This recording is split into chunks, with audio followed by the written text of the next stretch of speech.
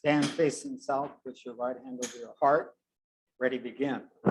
I pledge allegiance to the flag of the United States of America and to the republic for which it stands, one nation, under God, indivisible, with liberty and justice for all. Thank you, Commissioner Fisher. First item on our agenda is public comment. Leona, do we have any public comment? I see one member of the community in the audience. Are you here for public comment or are you here for an agenda item? Oh.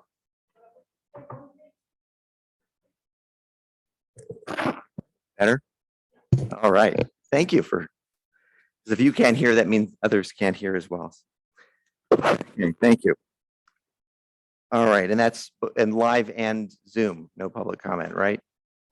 Okay. So moving right along to item 2, the minutes of our last meeting on July 20th, 2021. So there's a draft, I think, with our packet.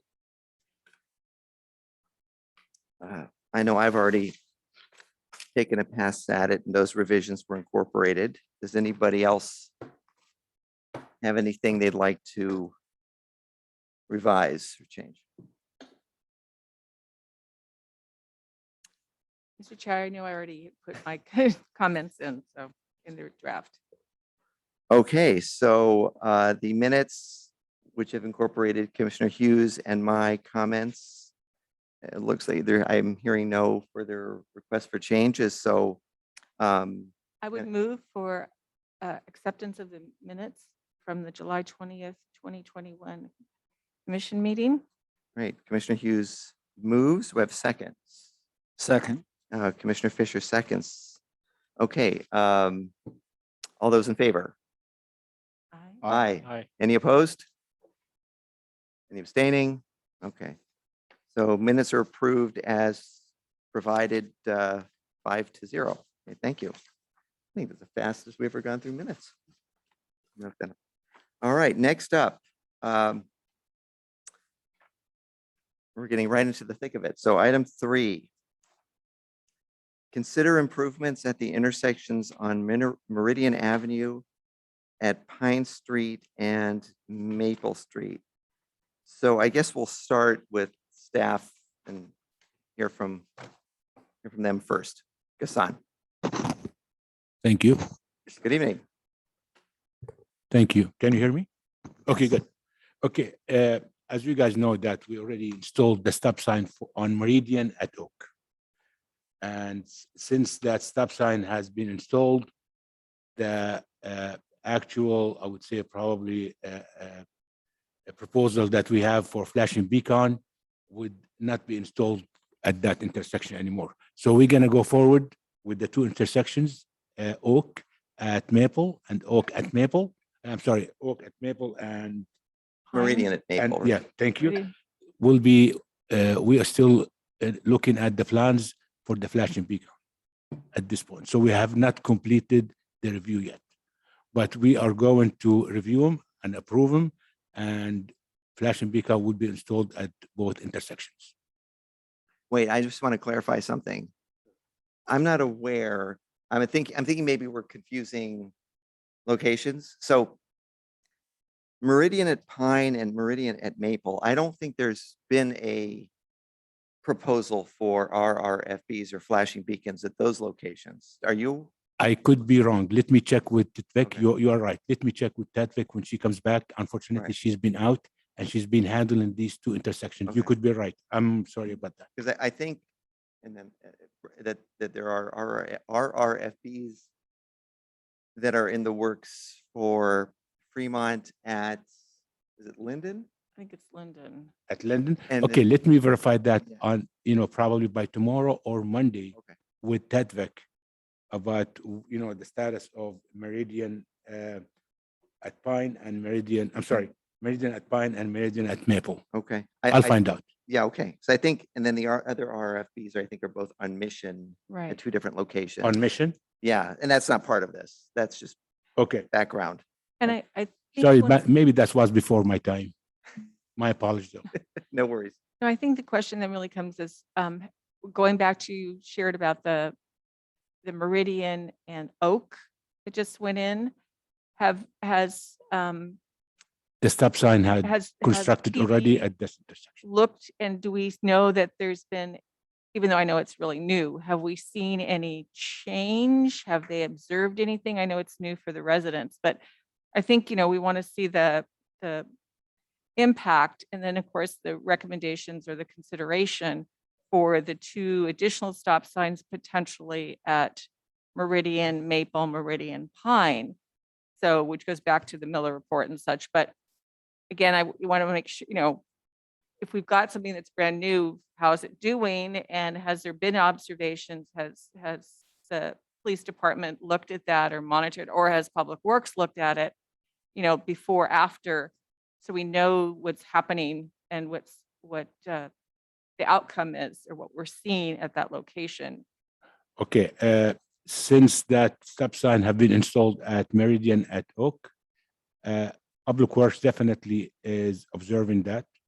And in addition, I consulted with the police department, and they will be also observing at that intersection, in particular Meridian at Oak, for 30 days. So to make sure, They have a plan right now to get some statistics or results or observations or analysis. yeah, of if what's there occurring. are anything that it's, I would say, probably not right or not correct, they will let us know.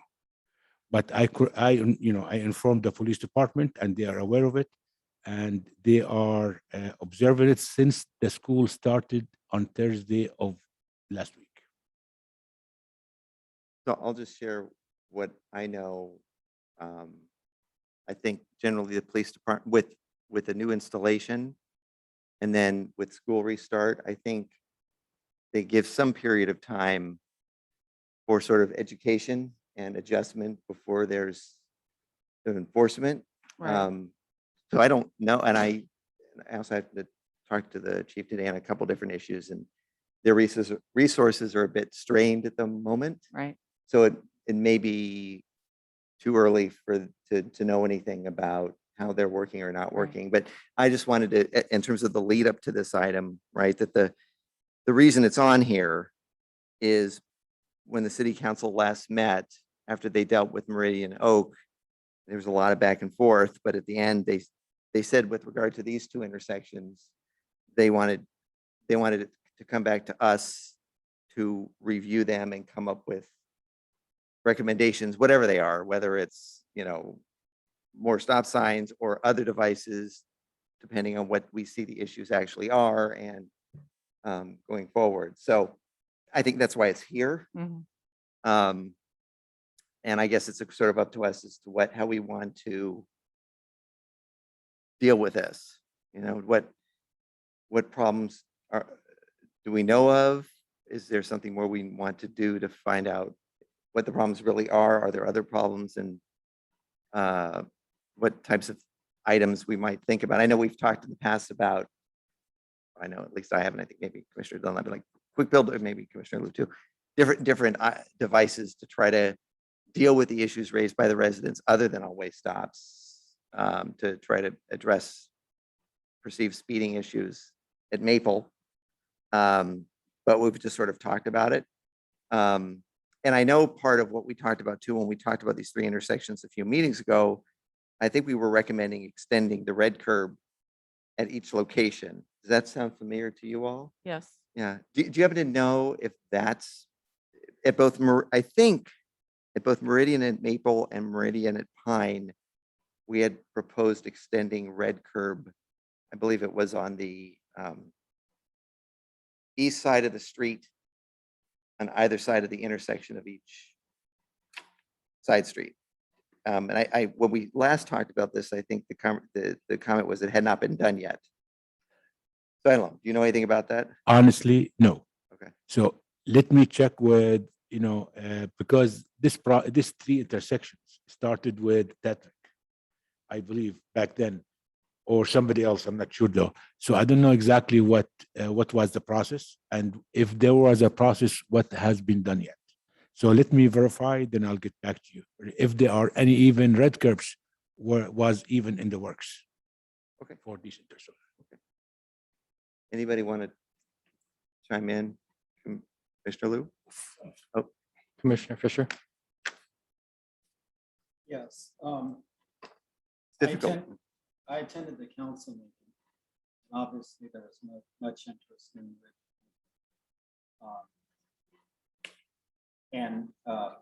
I think we owe it to the community. We owe it to the users on Meridian Avenue. We owe it to the council to undertake due diligence.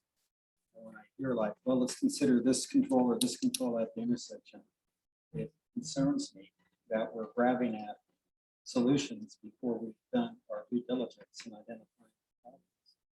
So last meeting, I got on my soapbox and talked about the doctor patient. We need to be a good doctor. We need to listen to the concerns that come to us.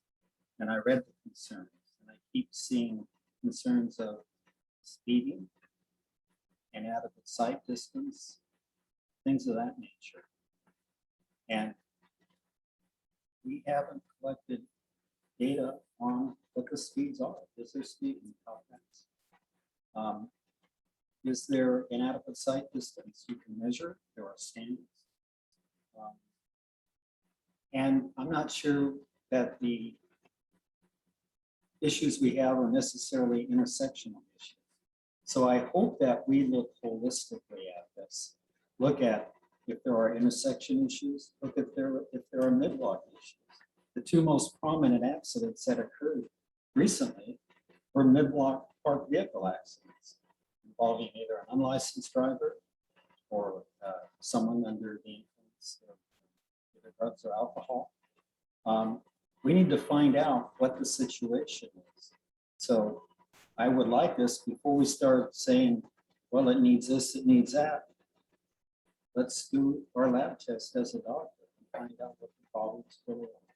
So I have to request that we look at the types of collisions that are occurring mid-block and at intersections, that we gather data regarding speeds, that we gather information about sight distance, and at any location where we think we may need additional stop signs, that we look at the number of adequate gaps to make turns. This is basic information we need, and I was frustrated that we did not have this information when we forced the council to make a decision of control issue. So I would ask that we take a deep breath, not start discussing solutions, but gather the data, and the data that identifies speeds, collisions, sight distance, gaps will lead us to the most appropriate solution. One other thing I'd like to mention is that while we listen to the residents who have homes that front on Meridian Avenue, they are certainly a stakeholder and we need to listen to them, their application. But we also need to recognize that this is a collective street that is intended to carry some degree of minor through traffic. Meridian Avenue provides access to other cross streets. It provides access to the high school.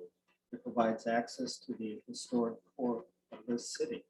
So there are others who have a legitimate right to use it and to travel on it, and they must drive respectfully.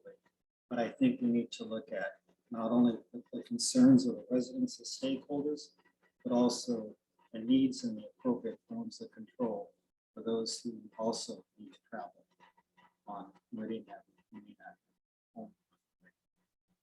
So I would request we go back and start collecting data. I'd like to see your collision diagram.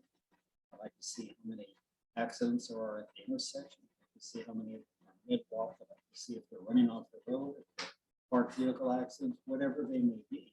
And I think the data will lead us to the appropriate recommendations. Thank you. Commissioner Liu?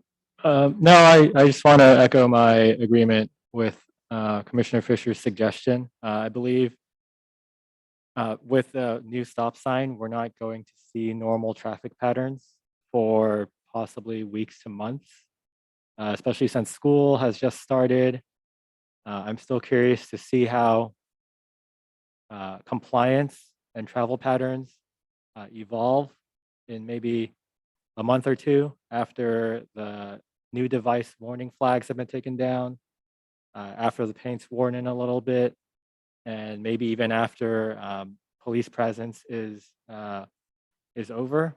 I think, as we all know, having a police motorcycle sitting at an all-way stop is a great way to get compliance, but also not a really viable permanent solution in terms of making sure that this is a safe location.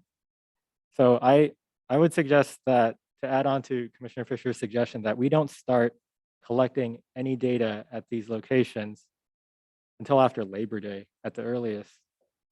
Even then, police presence will be there. So I don't know if we'll see things normalize or even out for probably a month. I don't know, something like that. Thank you. Noted. Thank you. Commissioner, though, would you agree that collision data would be appropriate to collect, since the Yep. data you get from collisions is always a few months old anyway? Oh yeah, definitely. I was speaking more to the speed and volume data. Thank you for the correction. Anybody else? Mr. Commissioner Chair, Hughes. the one thing I think we need to keep in mind is that when we look at the Rock Miller report, it does say that there's justification for a four-way stop. And again, they made the mention of the red curb. So we need to make sure that the red curb mitigation is taken care of, because that's something that was really addressed, could be easily. And it talks about that would help with the line of sight issue that they observed. But then I think we need to make sure that we know what there was some foundation to obviously consider this. But to Commissioner Fisher's point, this was done a few months ago. We're now seeing new traffic patterns, and it would be good to get the most updated. But I do think that we need to try to do this as quickly as possible, because I do think there is a concern in the community that they've waited a long time. We need to take steps, but let's do it appropriately, but as we can do it most as quick as possible and get the most accurate information. Thank you. Anything else? No, Thank Oh, you. Mr. Thank Chair. you. Commissioner Dunlap, anything? Okay, so my sense is, and I agree with everything that's been said, that where we're headed is there's additional information we want to see. And there's information we've never seen, actually, including the speed information was, I don't think, part of any of the studies so far. So I think it's probably unrealistic to think that staff has the resources to put all this together in a reasonable amount of time. So I'm wondering, does it make sense to talk about retaining a consultant to perform a study that will provide the information that's been outlined and set forth recommendations? What do we think about that? When you say study, what do you mean by a study?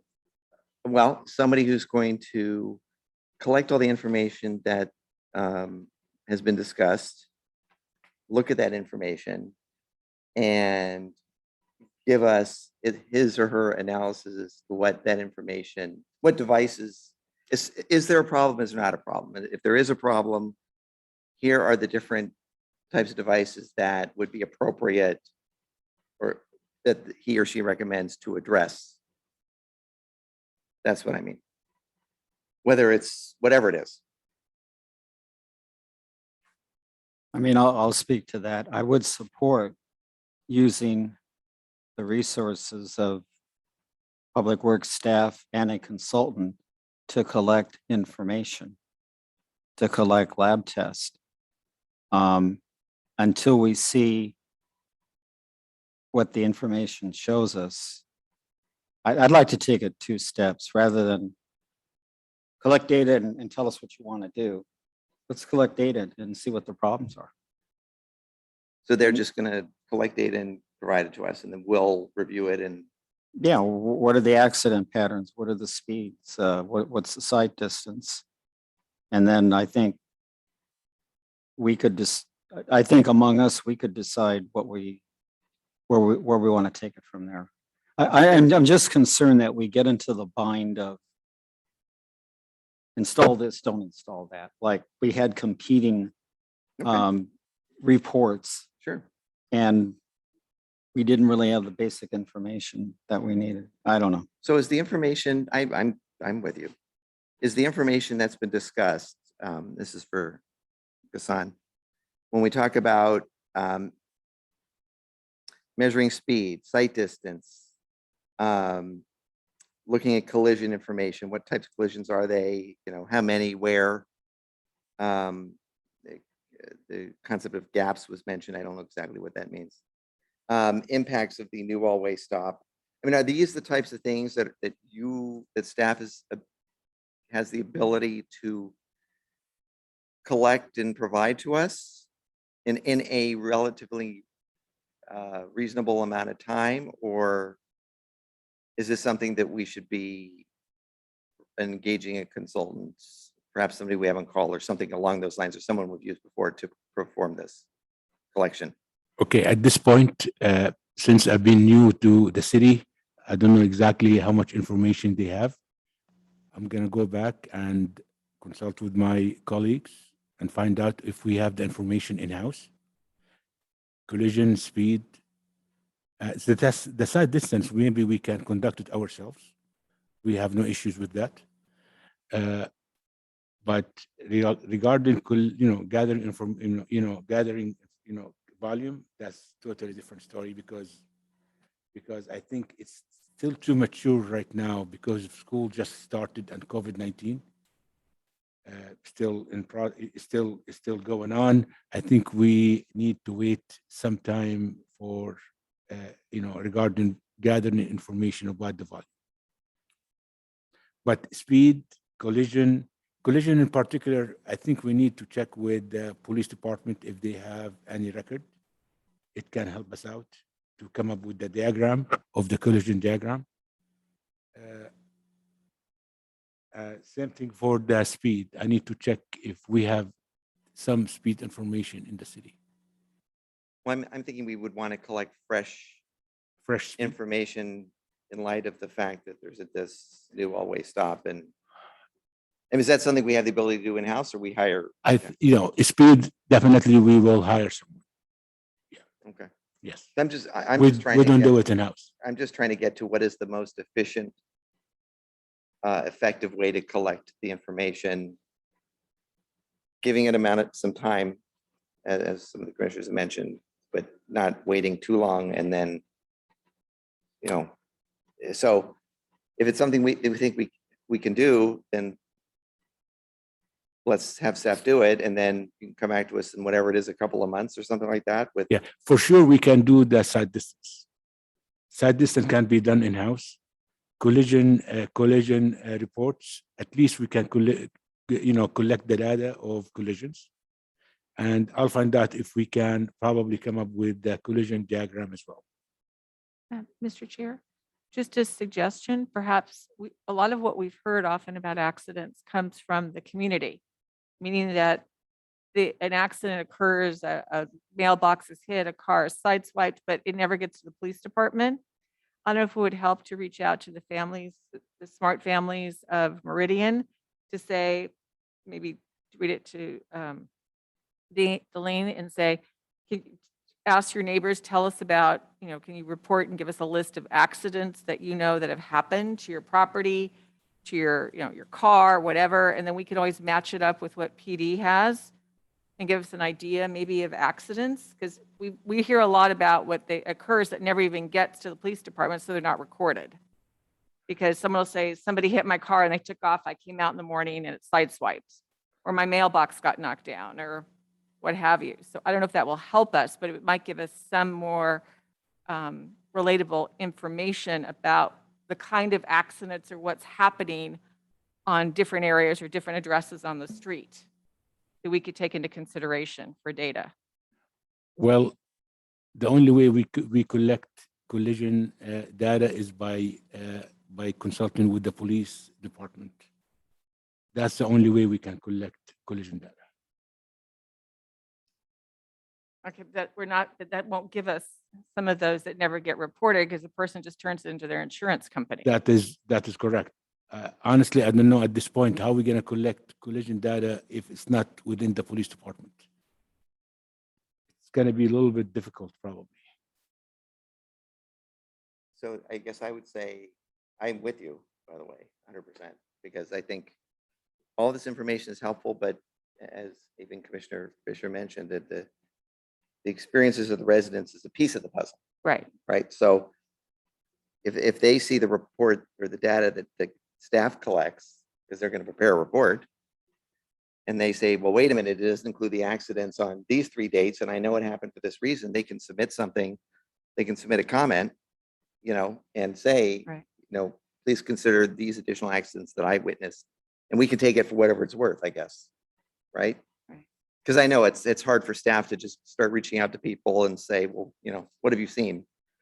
Right. We don't have the resources to do so. Right. It will be very difficult and time consuming. So is it reasonable if we say, and I'm asking Ghassan and everyone here, if we ask staff to come back to us in 2 months with a report that provides, and I can list it, or Commissioner Fisher can list it, but the data that we're requesting, and we look at, so what is this, August? So maybe at the October meeting, you come back with this information, and then we can discuss next steps. And the reason I'm saying 2 months is because I know we want to let this age a little bit, but not too much. And then I'm also trying to keep in mind the fact that there are funds out there that we might be able to tap into to do some things that have to be spent by the end of this year, which is another agenda topic, that perhaps we can, if we all agree on what, or the majority of us agrees on something that we can take advantage of. But if we wait too long, then those funds are gone. And then it's going to be difficult to get things done. That's sort of why I was thinking October. Is that, do people think that's okay? Do you think that's okay in terms of it? Well, it depends because I tell you why, because it depends.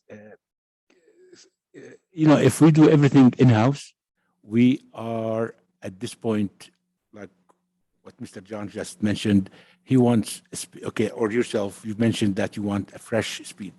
That's going to take, first of all, we need to hire a consultant to do it for us. That's going to take some time to hire a consultant. So 2 months, I think, would be a little bit not enough time to come up with a report, I think, in my own opinion. Do we have someone on call, so to speak? Like, this is not something that requires an RFP and all that kind of thing, right? Yeah. So that's probably might take time to prepare the RFP and so on and so Just forth. to collect this information? Let me get back to the office and find out. But if you want tentatively for now, if you want to say 2 months, we can keep it as 2 months. Then the minute I find out how long it would take, maybe I can email yourself and the rest of the team. Ghassan, it was my understanding over the years that the city has I don't know what the amount was, but it used to be a $25,000 allocation for consultant studies. And you had a number of consultants identified, and all you have to do is say, Interwest, you take this one, and Adhami, you take this one, whatever it is. And I thought you had a standing budget with pre-approved consultants, some who are better at collecting data, some who are better at conducting more comprehensive studies. So I didn't think you'd have to go out to RFP again. That's correct. But that's why I Okay. was telling Larry that let me go back to the office, find out what consultants we have and how much money we have allocated for the consultant. Then I'll get back to you.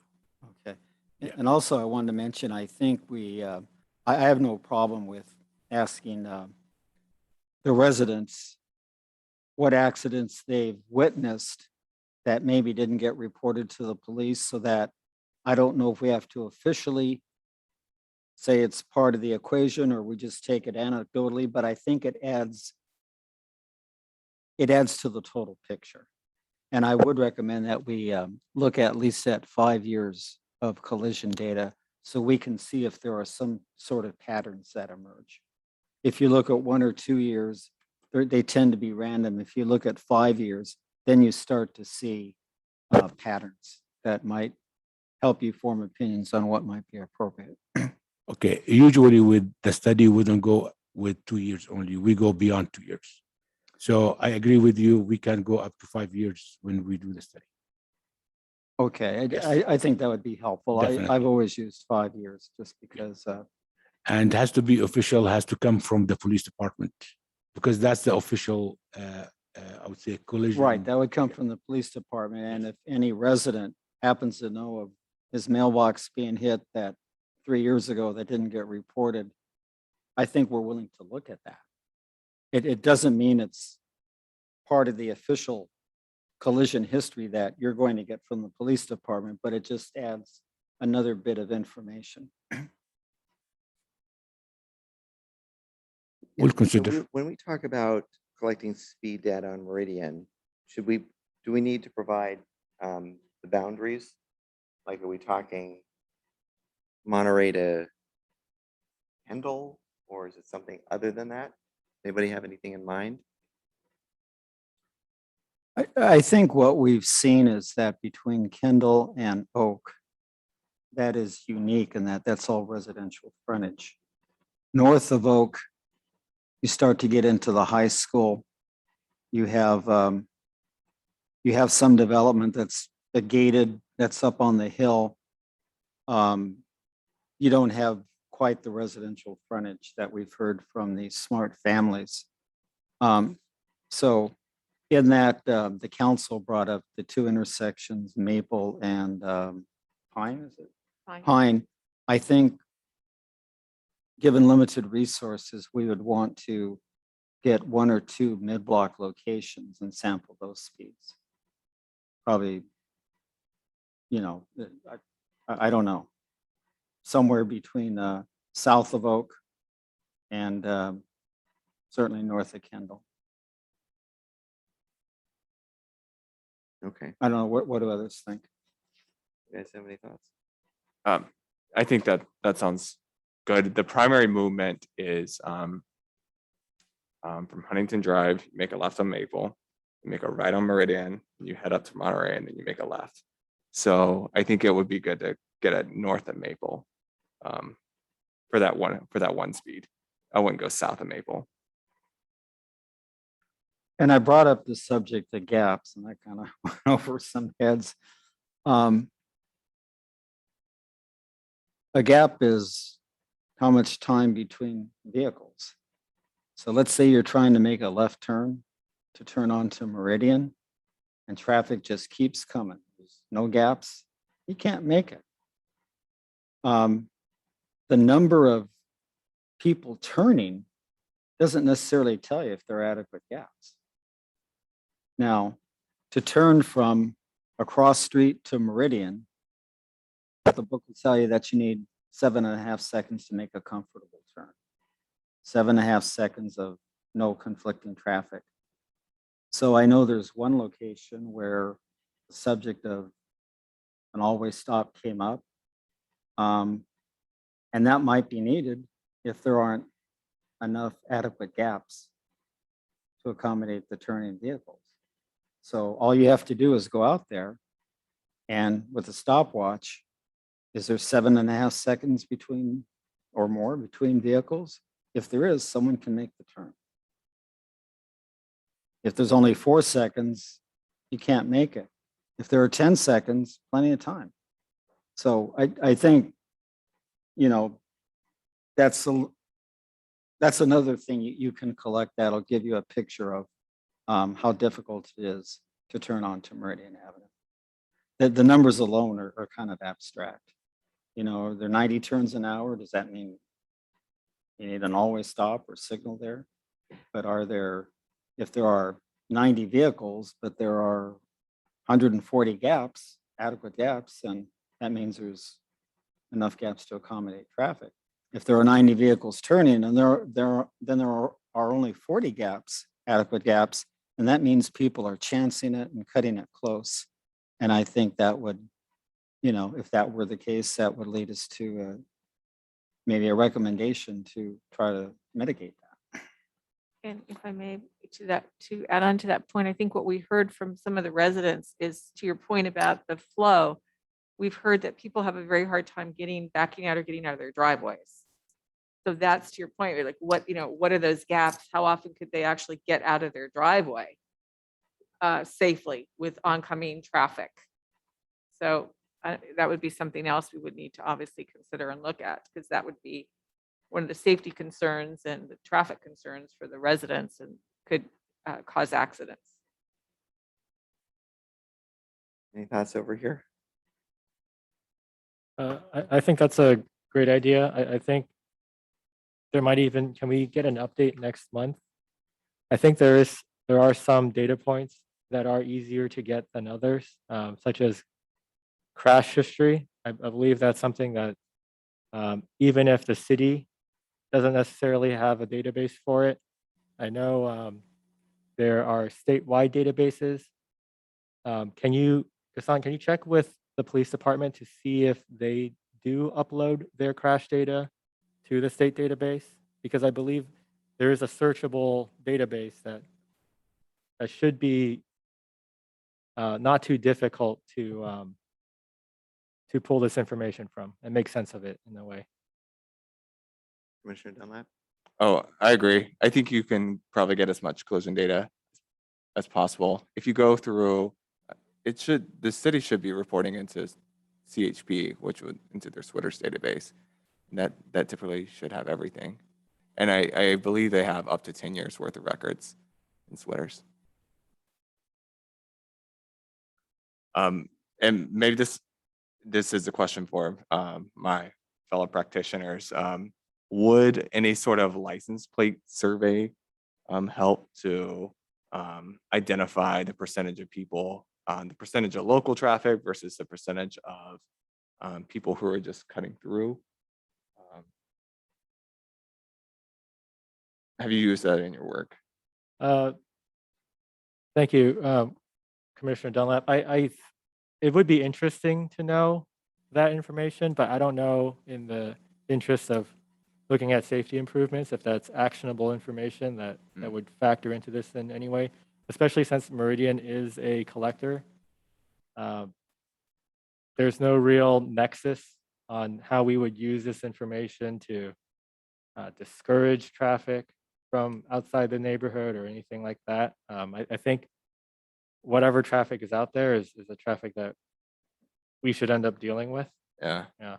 I agree. I think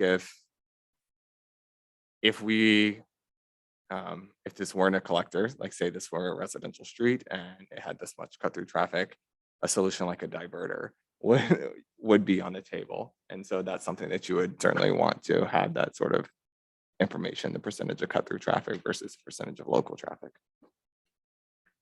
I think you hit upon something, but I also have to agree that given the desire to have more complete data, but not wait an extraordinarily long time, that I'm not sure we could collect it now.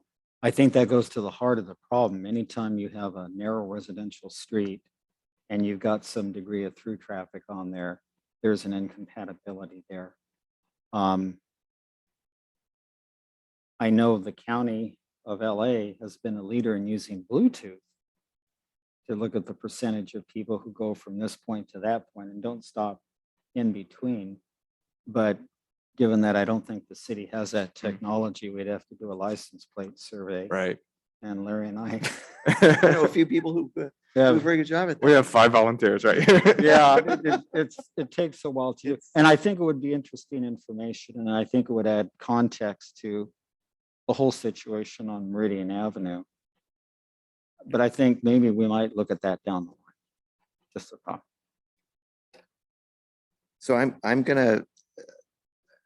I agree with the comments. So I've just been taking notes. And the one thing I would just suggest, we talk about collecting speed data at mid-block locations, and Commissioner Dunlap mentioned north of Maple, which is an absolute. I would also suggest south of Maple, because one of the concerns that has been raised is that the folks coming northbound from, I guess, Kendall, it's straight and there's a bit of a hill, and then it sort of dives down right into that intersection, and there's concern about the speed at which those vehicles are approaching Maple. So it might be helpful to collect south of Maple mid-block as well. So I'm going to if it's all right with everybody, just rattle off the list and please correct my errors as they go. So I think what we're doing is we're asking staff to collect the following data and report back to the commission at our October meeting. And the following information is what we're requesting. Speed data and the appropriate mid-block locations on Meridian between Kendall and Oak. Looking at the site distance at the intersections of Meridian and Pine, at Meridian and Maple. Collecting the collision data along Meridian. I guess in that same, would we say between Oak and Kendall, or yeah, Yeah. for the Oak and past Kindle, Oak and the types. and the types of and collisions where they occur. over the past 5 years. So the collision data, including the types of collisions and the locations over the past 5 years. Looking at the gaps between vehicles on Meridian, at Maple, and at Pine. I think that's what I have. Did I miss anything? Only the volume. We have a volume of how many cars. Oh, overall total Yeah. traffic volume, yeah. So we know, like, yeah, if I get out of my driveway, can I get out of my driveway? Okay. Is it just nonstop at certain times per se? And so all the focus of all this is Meridian between Oak and Kendall. Is that reasonable? Is that what we're talking? Okay. Okay, I believe there was also Commissioner Hughes' suggestion that if we can somehow provide maybe like a city email address or some way for residents to kind of report their experiences with maybe side swipes or non-reported crashes somehow. If there's some sort of way that we can get them, get emails, it might not necessarily take too much effort on engineering's part, but at least like just like kind of a depository where we can. That is feasible, definitely, but we need to create a new account for that. I'm sorry, create. We need to create an email address. So for anybody who wants to send us the information, they can send us by email. Well, they can, and Liana can correct me, but I think Cle- they can. If we Liana, can send it to the commission. Doesn't the commission have an We do. overall? They can just send it. that works. Is that okay with It- everyone? It's up to them. Because that goes to you, right? You, okay. And then she can pass it along to It works. that. Yeah, Thank you. I think if we also, kind of provide some guide rails in terms of what type of data that we're looking for. So, we're looking for data points of, address, type of incident, any photographic evidence, dates. I think times. Yeah, I think that would really kind of help color our understanding of what's going on historically. Can we just make a Google form?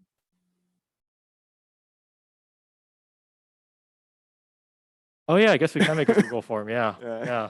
You Thinking got about it. whippersnappers with your high tech idea. Okay. I'm just so- I'm trying to respect all of our fellow commissioners' email inboxes, What is a Google form? or it can be a Microsoft Office form. It's So- basically Create a document. a form okay. Yeah. that someone puts the date of the incident, a short description of it, then it Like a provides them an digital comment opportunity box. to Date upload of it. incident within the last 5 years, Mhm. because some of these residents have lived there many years, and, I remember back in 2001, and I think we want to see what's been happening. I think that's a great idea. Okay, so I have a suggestion to, how about if one of you, One of you young whippersnappers. yeah, you whippersnappers, create the form with these. Yes, thank you. And send it to Liana. And then if you could send it. Yeah, Yeah. before we do that, have Gassan look at it, I'll look at it. Yes. And then we can, and then what's going to happen is there's going to be a link on the website. They click on it and it's going to go to that form and they can just, it's like it's a live document. And they can fill it out and give us the data for the various No. incidents. If they, how does that work? If they happen to have photos, what would they do with those? I believe there's an option to attach. Really? To attach a file. Okay. Or it could be Microsoft Office has their Microsoft Forms too. If the city's more comfortable using Microsoft Office.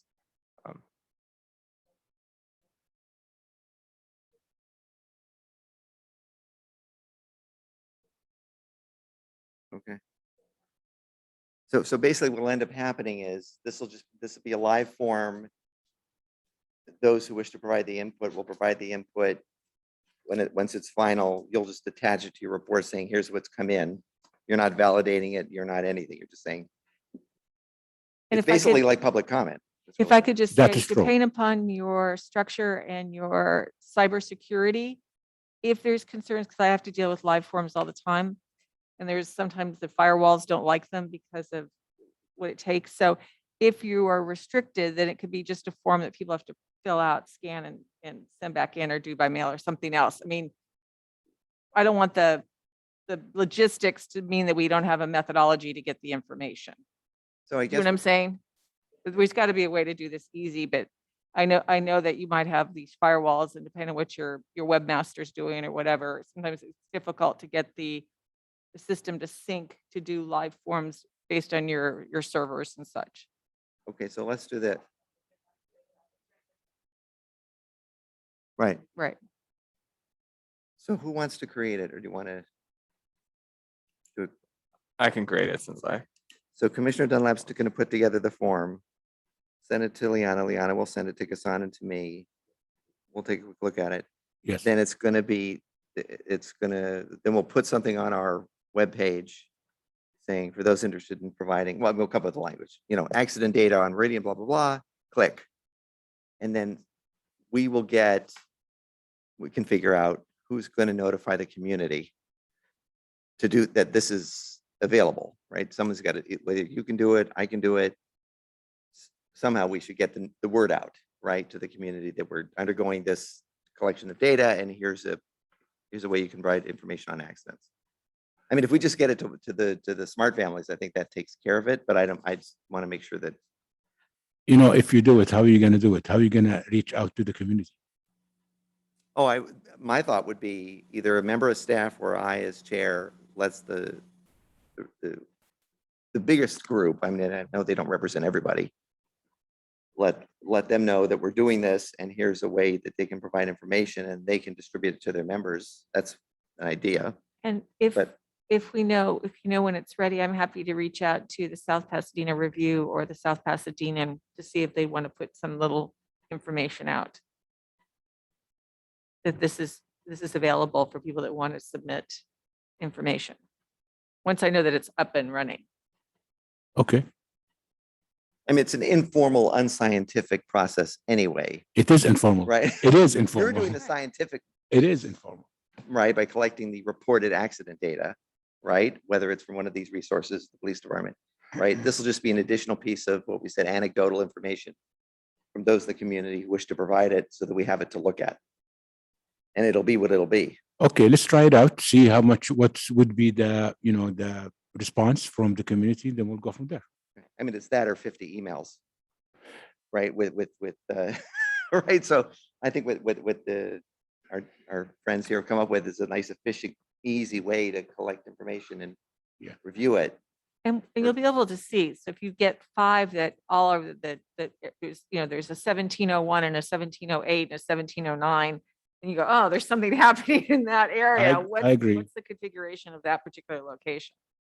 But also I agree with John. We have to set some criteria of the accident data by just saying it has to be within the 5 years.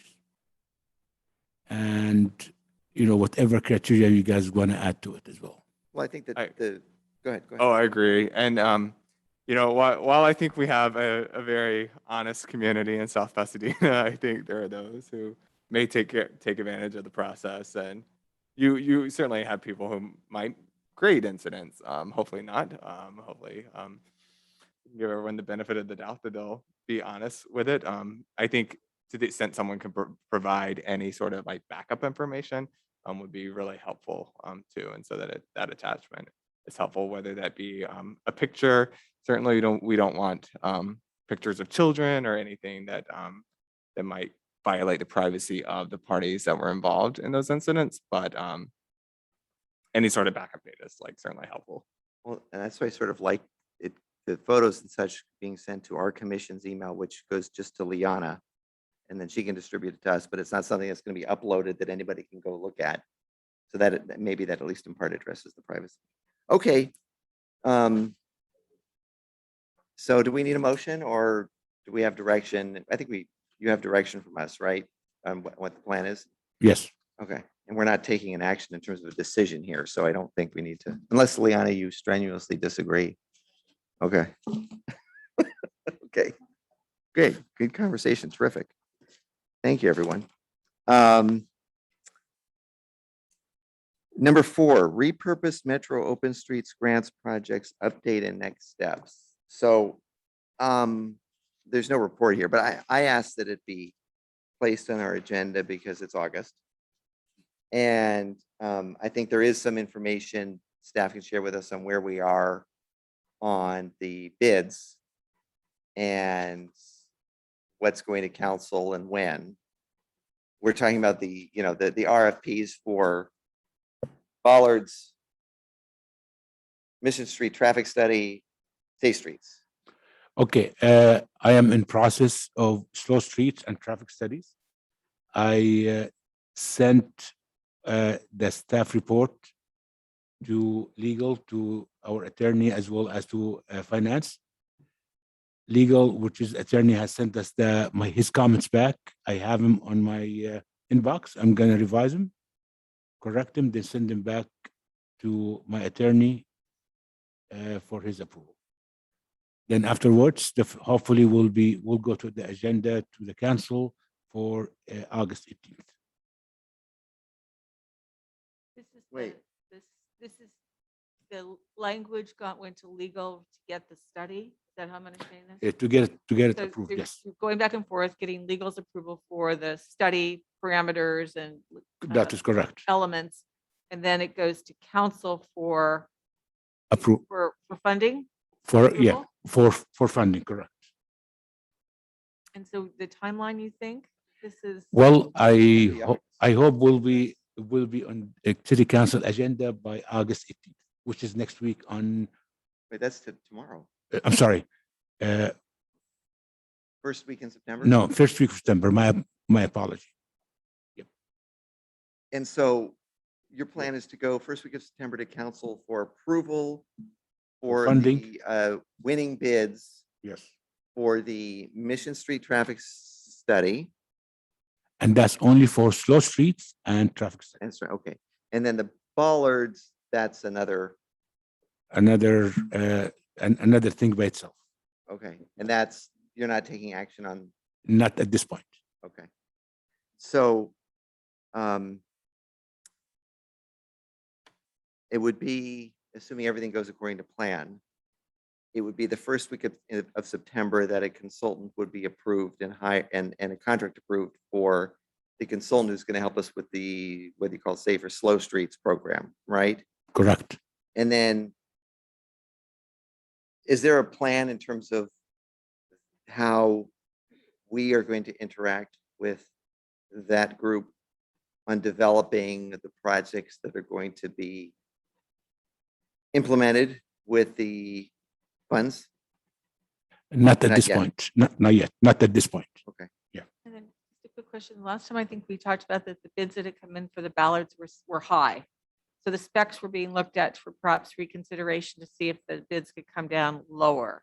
So has the specs been revised, and is the bid out for a revised? Revised, but came out to be high still. Still high. It's still too high. Still too high. Over This is the the second round, right? second round. Second round too high. So reading between the lines, one possibility is that the Bollard component of this program may not proceed at this time because the bids are so high. That is correct. Okay. And Commissioner Dunlap. I have a question and kind of a statement too. Thinking about these metro funds, there were a lot of jurisdictions that apply for these funds. And I believe for this Royal Fest, like South Pasadena was number one for that cycle of projects. And there were a lot of people who weren't thrilled about that.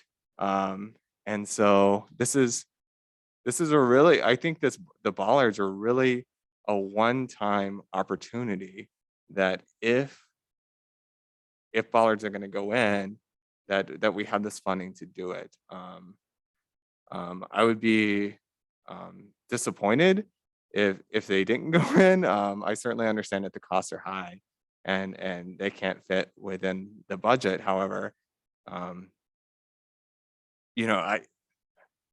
I guess maybe my fellow commissioners disagree, but I think there are plenty of funding sources for traffic studies, and there are plenty of funding sources for slow streets. And I guess I'm not really. Maybe you can share a little bit more, like what's envisioned for the slow streets. Like, are we thinking quick build or the posters and signs that are in other jurisdictions? I guess out of the whole thing, I think about the ballers. I'm like, oh, that's something that lasts. The farmers market is certainly an important event here, and we certainly want to do everything that we can to protect the safety of the people at the farmers market from vehicles driving into it, and that it's this. I don't I don't know if we'll get more transportation funding to put bollards in the street. I'm just kind of thinking about the grant funding sources out there. Yeah, so I express that just I don't know if that's frustration or disappointment that it sounds like that part of the project is not moving forward or won't move forward. Is that correct, that's being removed from it? Honestly, we tried, and we two consultants came on board, and both of them were kind of high, and we couldn't get more than two. If you don't mind me asking, can you share like what they came in at? One of them came out, don't quote me for it, one of them came out to be 1.3 million, Okay, and the other one 2.9. okay, well then that is certainly high. Is And there higher a than the way metro to funds. consider, excuse me, Mr. Chair, is there a way to consider some other options or materials, or, because to the point that Commissioner Dunlap's making, we don't get a lot, this is an opportunity. And my concern is I don't have a crystal ball. And my concern is we go into the fall and winter months, not knowing what's going to go on with the virus. Are we going to have more consideration and more need for outdoor and even more retail potentially outdoor because of the nature of what's going to be occurring? Because which we saw spikes last year with it when people were all indoors in the winter months. So when it's normal flu season. So I just don't know if it's something that we want to have as a resource. We can find a way, because we might need more of this, more outdoor, more cordoning off, because we need more people to be safe outside. So I just want to throw that out there as a concern. Well, like what I said earlier, we tried, and after we sent our scope, we couldn't get more than two companies to submit their proposals. Even for your information, one proposal came first, then the second proposal came way after. See how long it really took them. So I don't think we're gonna have other proposal. Even if we wait longer, we will not get another proposal, because I think the budget is kind of low for the bollards at this point. One last quick question. Do you think there's an opportunity, and I will look to my fellow commissioners, because of the situation with, we were just kind of talking earlier about supplies and materials, which have been held up because of the pandemic and sources and international transportation, et cetera. Is there a potential opportunity to have these funds carried over? Can we make an argument as opposed to having to have them spent or allocated for sure, finalized by December 31, which my understanding was what the restriction was for these funds. But because of the nature of the ongoing pandemic, and which is very realistic about what's happening with raw materials and deliveries and materials, we're talking about actual constructed items. Is there a way that we could go back and potentially ask for more time so we could come back and spend more time looking at, and maybe as we go into 2022, inventories or new materials or more opportunity for companies to bid or give us other options might prevail? It's an option you might consider. I agree with you. Materials kind of difficult to get from overseas or even around this country because fabrication is not going as much. But if you want to extend it, I would believe just by till the end of the year would not be sufficient. We need to extend it probably till sometime next year. I just don't know if we can go back and Yeah. ask that for Metro. So I'll chime in just with a couple of thoughts. So these were originally supposed to have been spent by, I believe, June 1st or June 30th. And planning went back to Metro to get an extension to the end of this year. So we've already received an extension. And the whole point of this money was to try to do things to assist with the effects of the pandemic. And we're already sort of way behind where a lot of our neighboring cities are in terms of doing anything. I mean, we have the K rails. The K rails went up and it's fantastic. And a number of the restaurants have benefited from it, and that's separately funded. And I think, when I look at the $410,000 or so, that's an opportunity to do things in relatively short order, whether we call it pilots, quick build, or whatever, that again, many other cities have done that we have not done to try to deal with. And it's really, the point is to address neighborhood, slow streets, safe streets, supporting multiple uses on streets in a safe manner, whether it's slow down signs in the middle of the street or striping a bollard quick build type things. And the bollards are so expensive that we wouldn't be able to do, there isn't budget anyway, no matter how you really look at it, there isn't enough money.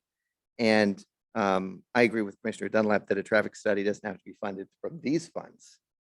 And that would help, but I think that traffic study is budgeted around 65 grand. It's not, it's a lot, it's a significant amount of money, but it's not the lion's share. So I'm sort of excited because I'm thinking, hey, we have a decent amount of money to try to work with whoever the consultant ends up being that we engage, hopefully at the beginning of September, to try to get some things happening in our town with the use of outside resources and these funds. And if we continue extension after extension after extension, we never get anything done. We just stockpile the money and then it just, I don't know. We have a lot of grant funds around, we have 6 million for Fremont, supposedly, and various other sources of funding to do things. And I think this is a relatively smaller amount of money that is supposed to be available to do things quickly. So it'd be nice if we could do that. I mean, I would have liked to have seen the bollards too. I think it would be helpful to the farmers market, but given the cost, it seems like it'd be difficult. It's impossible, I think, to do it with these funds. So, I mean, at this point, it sounds like and you tell us, Ghassan, if I'm wrong, or tell me if I'm wrong. Is there anything that we can or should be doing, or do we really have to, in terms of our commission, or do we have to wait for the council to award its contracts, and then we work with whoever is selected to move forward? See,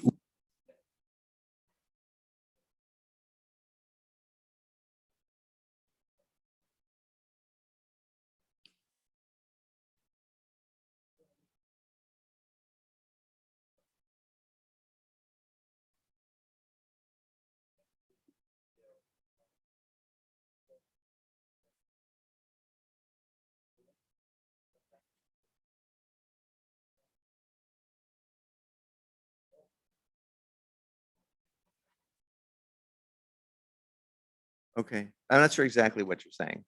What are you saying with regard to the bollards exactly? Right? Uh-huh, yes.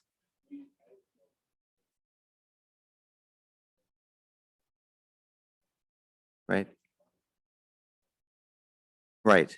But then the consultant that's retained to implement slow streets, they need to come, they need to interact with us, don't they, to come up with the projects that are going to be, okay. So does it make sense then to have this item, make sure this item is on our agenda next month?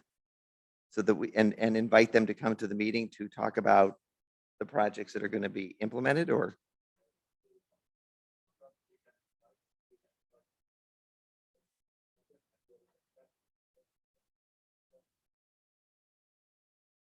Okay. I think so.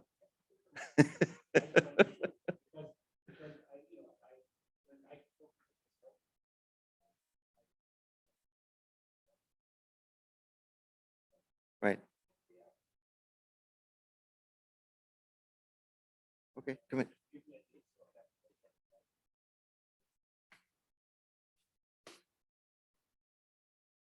Well, unless you think differently, I mean, I hate to wait till then, but our next meeting is September 21st. And I don't know, I mean, do we just have them come then? Or which is just over 3 months after the money has to be spent, or should we have a special meeting earlier? I don't know. I'm just trying to get something moving. That's all I'm trying to do. Okay. Okay, so it would be no later than our next meeting. Is that a reasonable suggestion? Okay. Right. And then Commissioner Dunlap is itching to. Okay. Commissioner Dunlap. Yeah, the way I understand it is like the funds do have to be expended before the end of the year, you know, so we're on a, well, the funds come from Metro, right? So then Metro would make the decision as to like, That they is correct. if they would be, if we could, if funds could be expended next year.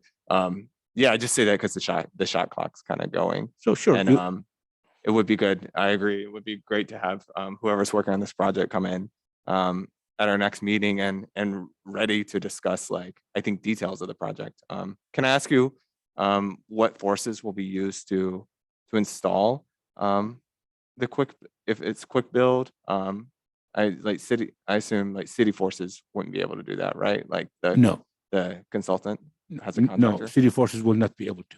So does the consultant have a contractor that could do it? That's correct. Okay.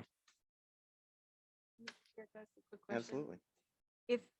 Is there a way, and again, this is something, and I'm going to throw this out there, but it's something with the consultant, obviously, but if you think about some of the needs we have as a city, often it's when we do some of the special events that we do, where we are temporarily closing the street, whether it's for the art walk or it's the music festival or it's something.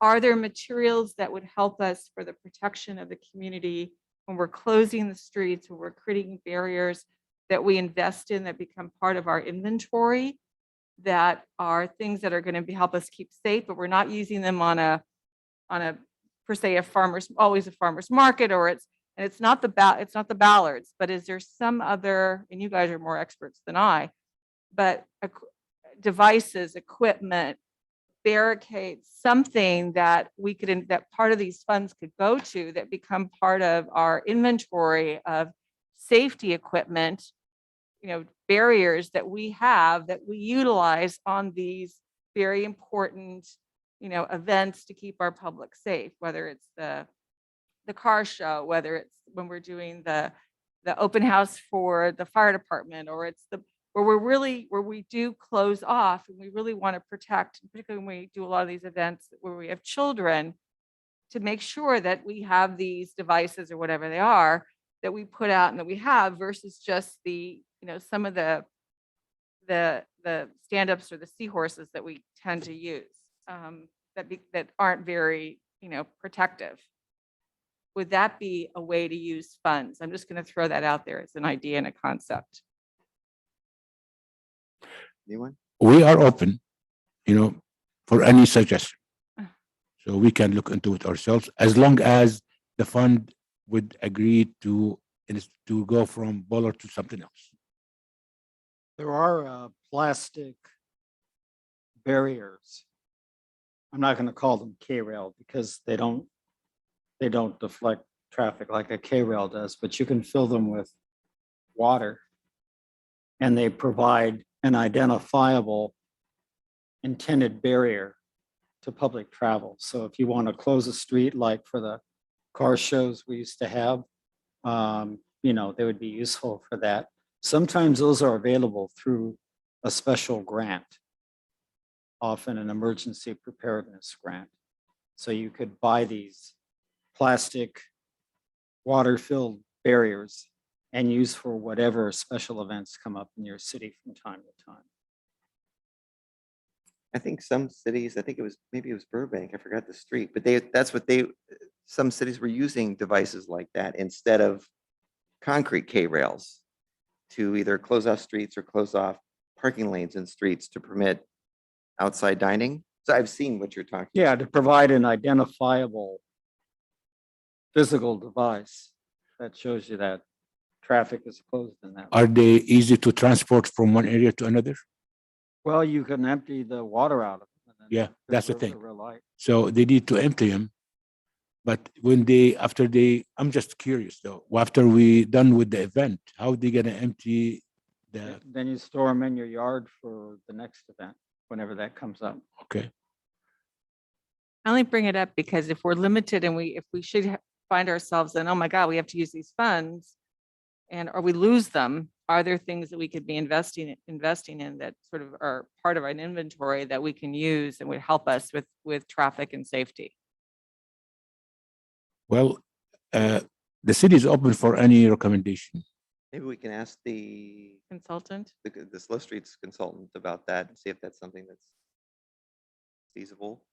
Gassan, can you ask maybe the police department of Pasadena? I believe they have similar devices that we're talking about that they use for the Rose Bowl and are currently using for their on-street dining.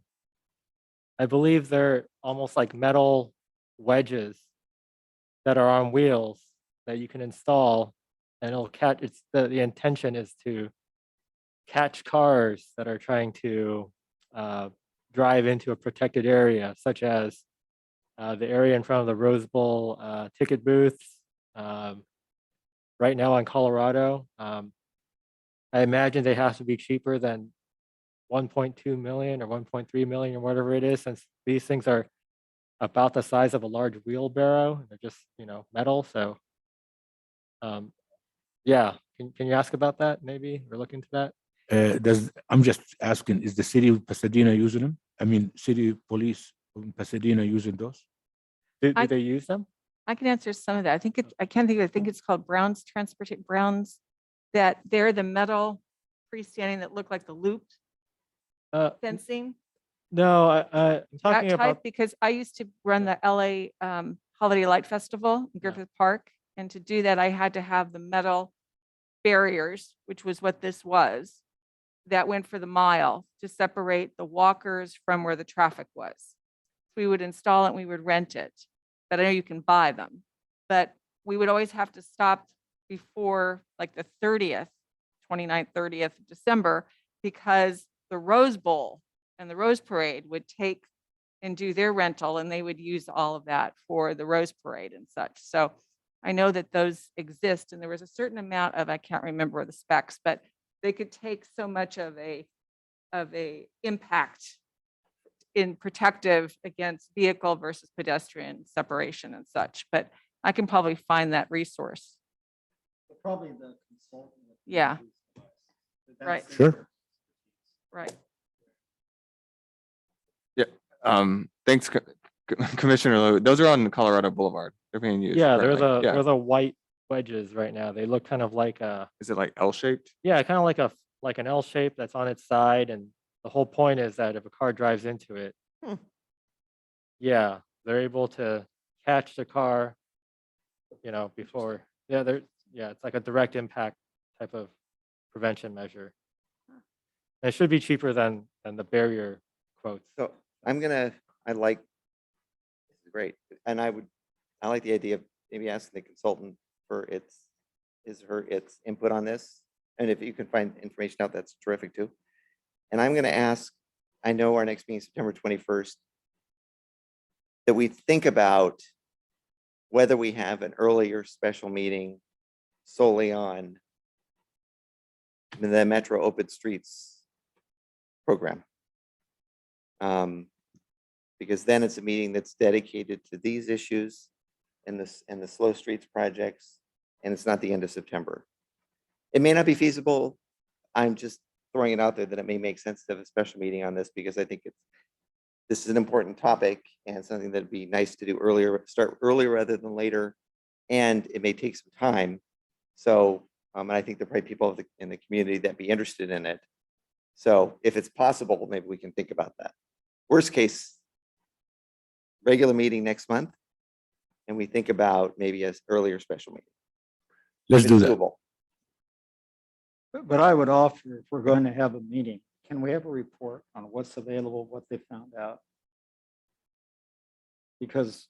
Yeah, I don't know what they've done. If Yeah, it's- I don't know what, but I mean, if you put it in writing, that means it shows what you've done and what you've explored and what the options are. Yeah, I don't know if we haven't engaged them yet. Right? If that's not happening till the first city council meeting in September, I'm not sure we're going to have much more than an initial very vague general proposal. Here's what the services they're going to provide. But I don't think there's going to be anything in terms of Then what do we discuss at the meeting? these topics. We can't wait till November to do this, because we'll have 1 Right, month but to if you implement. have a Right? report, that means you've done some investigation to say, here's what we can do. Uh-huh. I'm just worried that we keep going around in circles. So, well, so what are you suggesting then? What are you thinking? So you're thinking, have them engaged, let's say they get engaged first city council meeting in September, whenever that is. And then ask them at that point to look into this issue. And when they come to us September 21st, have some kind of recommendations on possible alternates for the bollards. Is that what we're thinking? Okay. Is that okay with you, Ghassan? I will check, but so far so good. Honestly, but I need to check. I need to go back and check with them, Okay, with my office first. okay. Yeah. Because I know the bollards is a separate item, and that's not what they're being contracted to. But are you willing to extend the fund till the end of the year for the bollards? In case. Say that again. Are we okay to extend the funding for the bollards? It's not us to decide. We need you to check with Metro. Yeah, I Oh, but understand. he needs community, and Yeah, Oh, that's my concern. well, here's the thing. My answer would be, I mean, it was not an action item here, but just talking, that I'd want to know. Right now, the ball seems like they're not feasible given the funding we have. So what we're talking about is, are there alternatives that are feasible? Right? And we're asking the consultant to let us know that, and we already have some interesting ideas here. And I think we want to talk to the consultant about it. But if when we talk to the consultant, let's say it's September 21st, we're going to know what the alternatives are. We're going to have they're going to know, or having a sense of cost, right? Okay. And then we can make a recommendation as to, okay, even with these alternatives, the cost is too high, so we should pursue it. Or yes, if we can afford that, in addition to doing other things with the 400,000 or so, and then if we can do them by the end of the year, we do them. If it's not feasible, then we talk about possibly asking Metro for an extension. Okay. I mean, does that seem like a reasonable way to proceed? Okay, Because I'm Sounds good. still thinking that, well, we'll see what happens. okay. Let's see what happens, exactly. Okay, It's hard to say at this point. right. I just, all of a sudden, it's And almost. I'll also throw in there too, like if things like these parade barricades and are maybe there are specific public safety grants that are available for these types of things, like through law enforcement departments, like maybe there's a funding source like outside of transportation that we're not aware of that funds these types of things. And maybe that's more appropriate to pursue that funding source for these type of protections. It'd also be good to know that, it's a good point. Like we want this to be like slow streets, and if we can get these protections, great. However, we certainly don't want to. I won't be as disappointed if we can't get it if there are other funding sources out there that are readily available for these things. Okay. Public safety grants, homeland security, Yeah. there's a number of things, and the police may know of some of these grant opportunities. And I think the city's think looking Hassan- to hire a grant, someone who specializes in grant proposals. And so that might be a helpful resource going down the line too. Sorry. I was gonna say, I found the contact, so I can send it to Gassan for the barriers. If we want. Oh, that you're talking about with your Yep. event. Okay, I have that. great. All right. Okay. Yes, ma'am.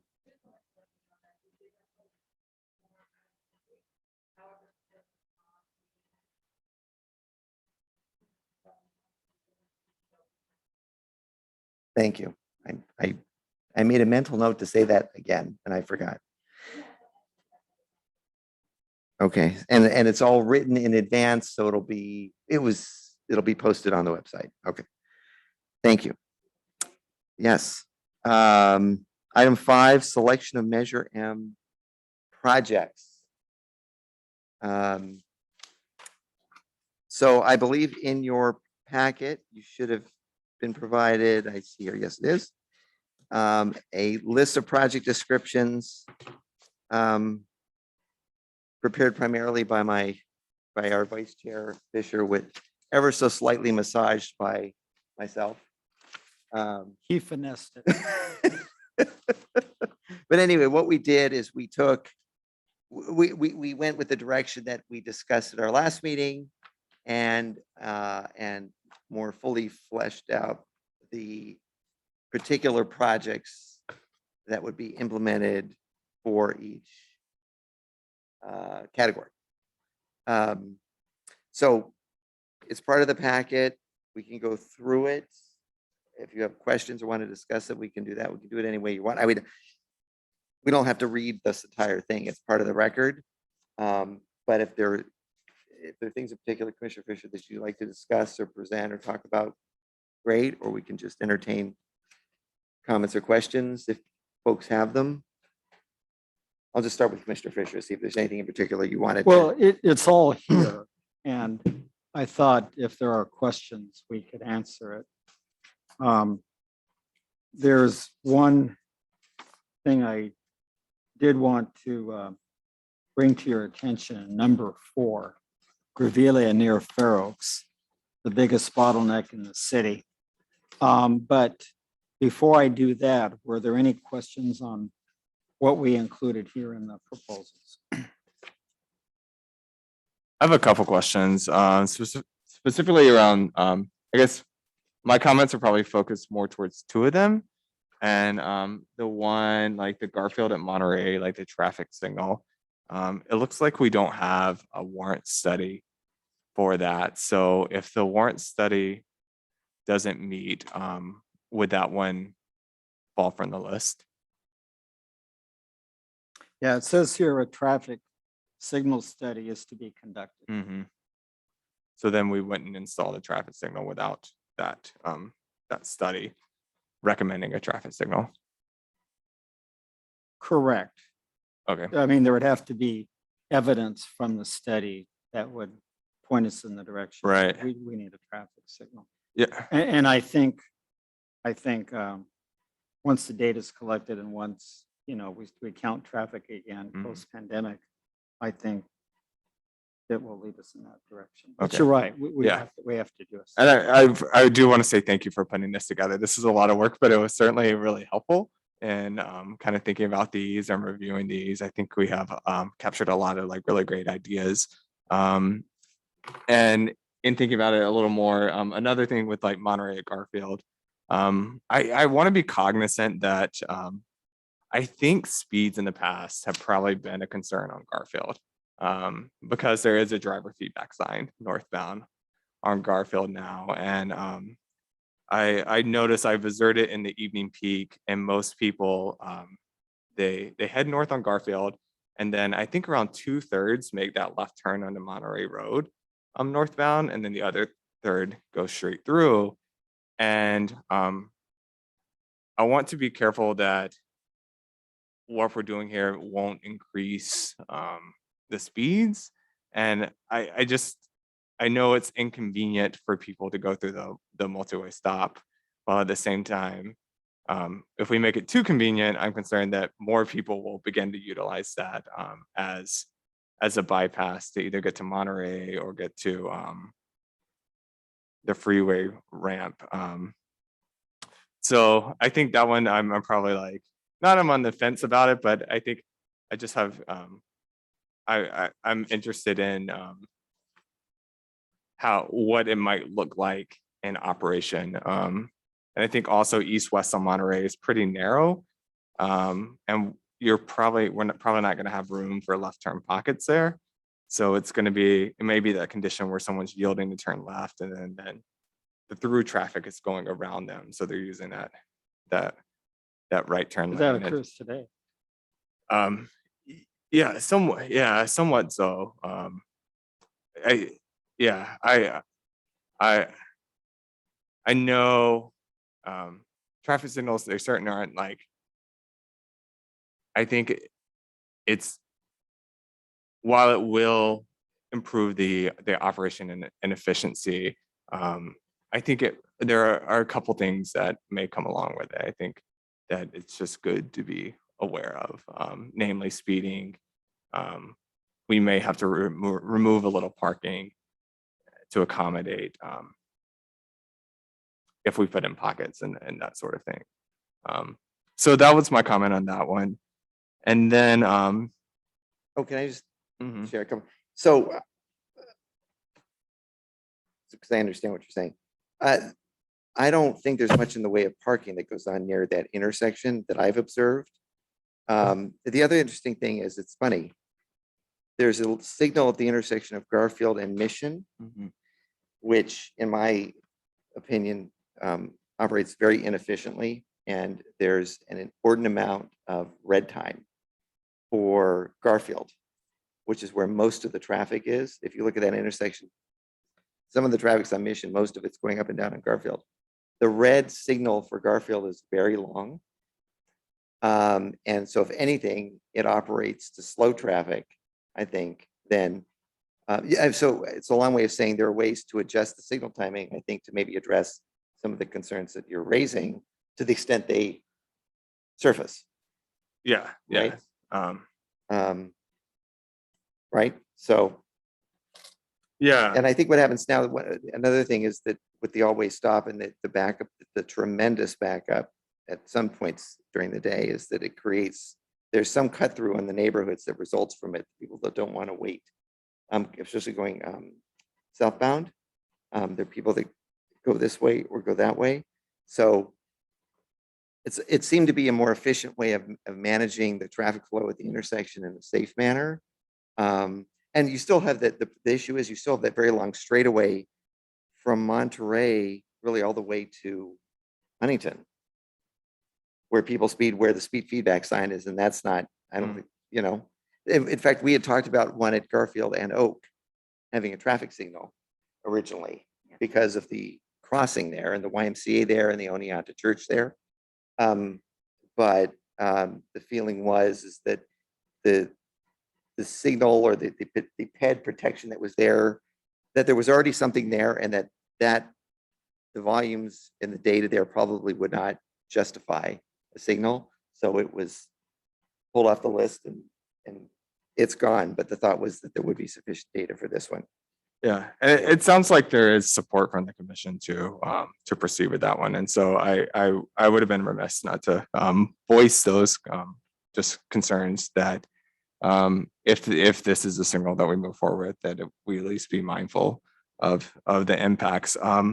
Probably, and then moving on, and then probably the second project that I guess I have some questions about is the Orange Grove project.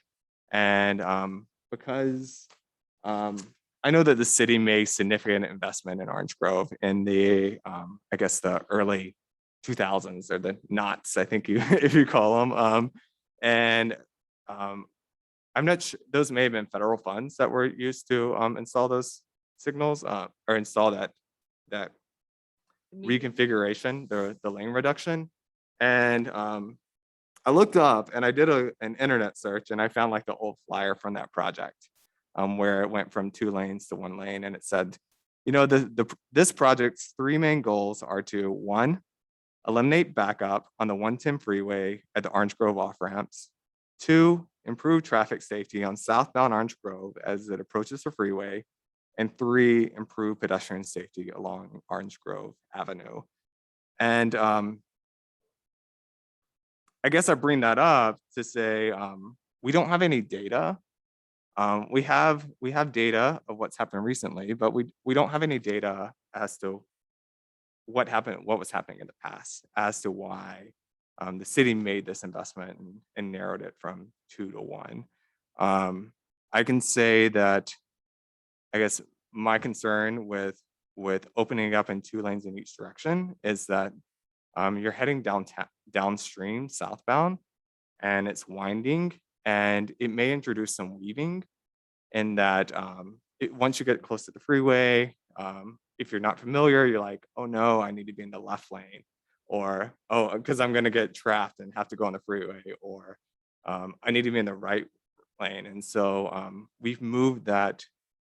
Granted, the merge is kind of not a great spot now. It's like right at that curve, but we've moved it further downhill after they've picked up some speed, and it's winding back and forth. So I guess that would be my safety concern with that. And I'd imagine we would also want to, I guess Caltrans would also have to, would they need to approve this? I'm not sure. I'm not sure Caltrans. would. Okay. Orange Grove is a city street.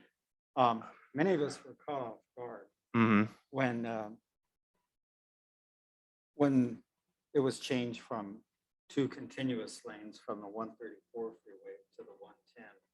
And then right just before you get to the 110, it was dropped. And it was dropped because they wanted to put in the landscape median. They needed the 2 lanes northbound because you had to do a left turn from the off ramp. So that had to occur. And I think that was the compromise. Well, let's have the lane drop. But I would think it's kind of unnatural that you have this routing to get to the 110, and they get there by way of Orange Grove or Columbia to Orange Grove, and then just a couple blocks shy of them getting there, you drop it right at a curve, right at a reverse curve. So I would think if you properly stripe it with the elephant tracks to say right lane, freeway only with a sign, people would align themselves in the right lane and just stay in that lane and make that move onto the freeway. I think it would be more orderly. As we pointed out, there's very little pedestrian traffic on the west side of Orange Grove, simply because there's very little frontage there, and there's a wall, and the parkway is fairly wide, and all you need is 4 to 6 feet. Out of so would the ornamental streetlights be relocated or removed? Yes, that's part of the proposal. If you'll notice right now, one of them's knocked down, and it's not the first one. They've been continuously hit since the project was built. So we would take these fixed objects, which are only a couple feet off the curb, and move them a little bit further away to give to provide a safety buffer. Yeah, I think it's And this is a problem in every jurisdiction where you don't have like great historical collision history. And so not really knowing collision history, like you don't have great historical collision history. You know, we're talking today like 5 years, 10 years. Yeah. You know, not knowing the collisions that it was put in to address. I think I would want to know that, like, hey, was it successful in that? And not that you weigh it against what's happening today, but it's information that's good to know in making this decision about this project. Those are my. So what information would you be seeking? I would want to know the collision history, like the severity of the collisions, the types of collisions heading southbound, Yeah. when people were getting close to the freeway. You know, were there weaving concerns? Were people cutting, you know, in the wrong lanes or not, or were they in the right lanes? Gassan, does the city have Crossroads collision information? Crossroads will take the Switters information from the state and plot it and categorize it. Do you know if Public Works has Crossroads collision information? Not aware of. I guess then we could get a Switters and, you know, kind of look at what's happening. Mhm. Yeah, we could. I think Sweaters is probably limited as far as it goes back. That's the only one. Sweaters will be the only option we have. Yes, Mhm. I agree with you. Thank you. But other than that, again, thank you for putting this project list together. It's certainly a strong list. If I may, it certainly should make it easy for you to understand the scope of what's envisioned with all this detail. Oh, Is your question? the detail that these gentlemen have taken to put in about the descriptive of what the projects, how they're envisioned, this should help a lot. You know, there's no guessing. We didn't want to we want to make sure it wasn't subject to any misinterpretation. If I could beg your indulgence, I'd like to talk about one aspect of number 4, Greville and Fair Oaks. And if Leona could bring up, I sent her 3 photos from Google Street View. And could you bring up number 1 on our screen, Leona? Number 1, the photo number 1, first one. Yeah. Where's the button? I forgot. It's been so long.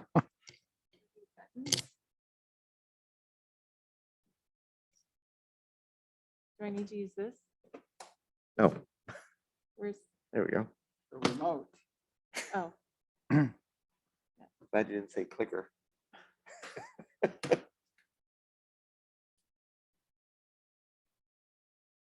Okay, thank you. I've commented on this before, but this is what the intersection looked like in the latter part of 2017 before it was rebuilt in 2018. And what was trying to be corrected was one thing. You could see there's a more or less a conventional access ramp. I think the situation was it didn't quite meet the current ADA standards for slope. It was built a number of years ago and it didn't meet the standard. So that was one of the problems that I think staff was trying to correct. But there's a bigger, more fundamental problem here. And that is you have a double right turn and a very, very small radius. So what happens is the right turn next to the curb kind of creeps out into the lane of the outside right turn, risking side swipe. If that outside right turn is headed for the freeway, well, they're moving over anyway, not a problem. But if on the other hand, if the outside right turn wants to stay in the number 1 lane on Fair Oaks Avenue, then you run the potential of a side swipe. You can also see some scuff marks on the curb. which indicates that it's difficult for them to judge how to make their turn because the radius is so tight. So what would have been, in my mind, a more appropriate solution for this, if the slope was a little bit too sharp, start the slope a little bit further back next to the wing wall. And, you know, you go another, let's say 10 feet, you get a fairly flat slope. That would have required, though, the relocation of that mast arm pole a little bit further to the north, because if you're going to have a downward slope to it, you want the mast arm pole just beyond the slope, still in the flat part. So that would have been a $50,000 improvement. And I think it would have been appropriate to have a relocated mast arm and a gentle slope and a conventional access ramp built on a wider curb return. So here's what was built, if we could go to that. I'm sorry. Yeah, I'm between screens. Number 2.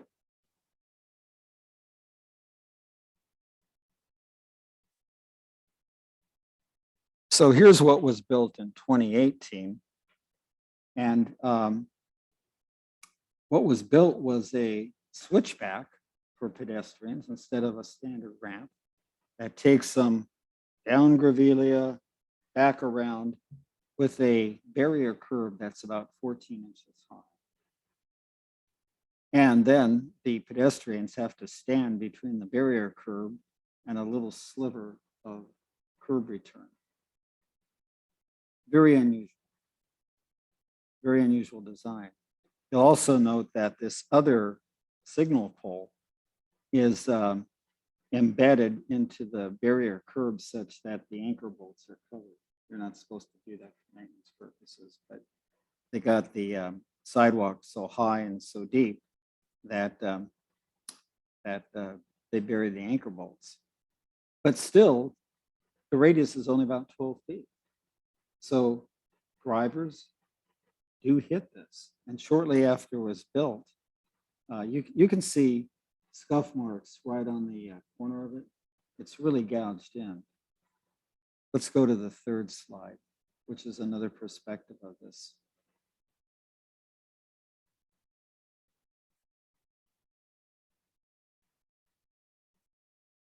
Okay, this is another perspective of it. You can see that you have the gouge marks on the barrier curb, but prior to that, you can see that drivers are hitting part of that red curb. And guess who stands right next to that? Pedestrians. So in that drivers are hitting that, you know, they're putting pedestrians at risk too. So it's a very awkward design. I kind of wish they'd relocated the mast arm and built a more gentle slope and built on a wider curb return. So you need to accommodate the handicap for their slope needs, but you need to accommodate the dual right turns. And the way to do that is to build a 25-foot radius. How do you build a 25-foot radius? You kick the north curb to the south about another 13 feet. And that way you can strike an arc to have a decent radius so that the right turn from next to the curb can stay in his or her lane and not intrude into the adjacent lane. So the proposal here under Grevillea at Fair Oaks, and keep in mind, this is the bottleneck location of the city, is to have a conventional access ramp and a 25-foot curb return by kicking the north curb to the south. You could kick the north curb to the south by restriping such that the eastbound curb lane is 12 feet wide next to the Bristol Farms. And if you conduct your study, that shows you really only need one lane going eastbound onto Grevillea Street rather than the 2 freeway lanes that go eastbound and then suddenly merge together, that would enable you to do that. So for a long time, we've been looking at ways to try to make this intersection a little bit more efficient. And there's other things that we propose to do here. And that's why we have this elaborate description under Grevillea at Fair Oaks. And I wanted to explain it because there are several components to it and it gets sort of complicated. So I'm hoping that's where we can go ultimately. I think the switchback access ramp is not really optimal. And I think it's getting hit and I think it puts pedestrians in jeopardy.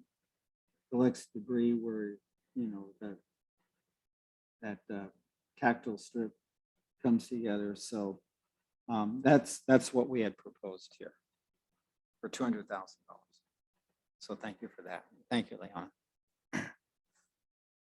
Thank you, Commissioner Fisher. And I just wanted to point out that in case anybody didn't know that the change from 1 to 2 and 3 happened when the Grevillea Street, during the Grevillea Street improvement project, right? When it was repaved, that was part of that project. Yes, and as we saw it being built, we talked with the staff person here, Raphael, but basically they'd already approved it and didn't want to change. So that Yeah, it was what, It- 3 years ago? it was 4 years in 2018 that 2018, it was okay. built. And you know, and as a civil engineer and a transportation engineer, when we build something and it's in concrete, it's there for everyone to observe. And if we don't think it's our best project, you know, it's like you go, oh my God, we did that. So I'm hoping we can correct. Commissioner Dunlap. Thank you, Commissioner Fisher. Liana, can you pull up the image 1, the first one? And Commissioner Fisher, maybe you know the answer to this, about moving the pole north or moving the standard north. What's underneath there? Like, what are we looking at? Like airspace. Are we into the bridge? Like, would we need like a cantilever foundation or what do you think? The bridge structure itself begins where the metal railing begins at the end of the wing wall. So right next to the wing wall is earth. You can see where there's asphalt, where the asphalt starts in the roadway. Right. That's close to where the structural bridge is, where you can't put a mast arm pole in that area. You would have to put it just a little bit south of that. Yeah. But if you put it in the segment of the wing wall, that should be okay. Okay. I just know from my own experience, like now the Caltrans standards, those foundations are really, really, really deep. I just want to make sure that, you know, we took that, you know, we're taking that into account when we're moving it, that it can be Yeah, accommodated. some of with the their bridge. foundations are 15, 20 feet. Mhm. It's it's crazy. Yeah, they're designed for 100-mile-an-hour winds. Yeah. Well, thank you for that. Thank you, Commissioner Fisher. Were there any other thoughts, questions, comments about any of the project descriptions? Commissioner Liu? Nothing specific. I just want to thank Commissioner Fisher and Chair Abelson for putting this together. I think it's extremely detailed and yeah, no, thank you. This is a lot of work. Well, you're welcome. 99.9% of the credit goes to this gentleman, but it did take some time, that's for sure. And we went back and forth a couple of times on drafts as well. So thank you. I think we did the product that we ended up. Well, yeah, and Commissioner Abelson asked some good questions. Well, why can't we do this? Well, what if we did that? And, you know, so it was like we interacted on it. So if everyone's on board, because I think the next step is that the city moves forward with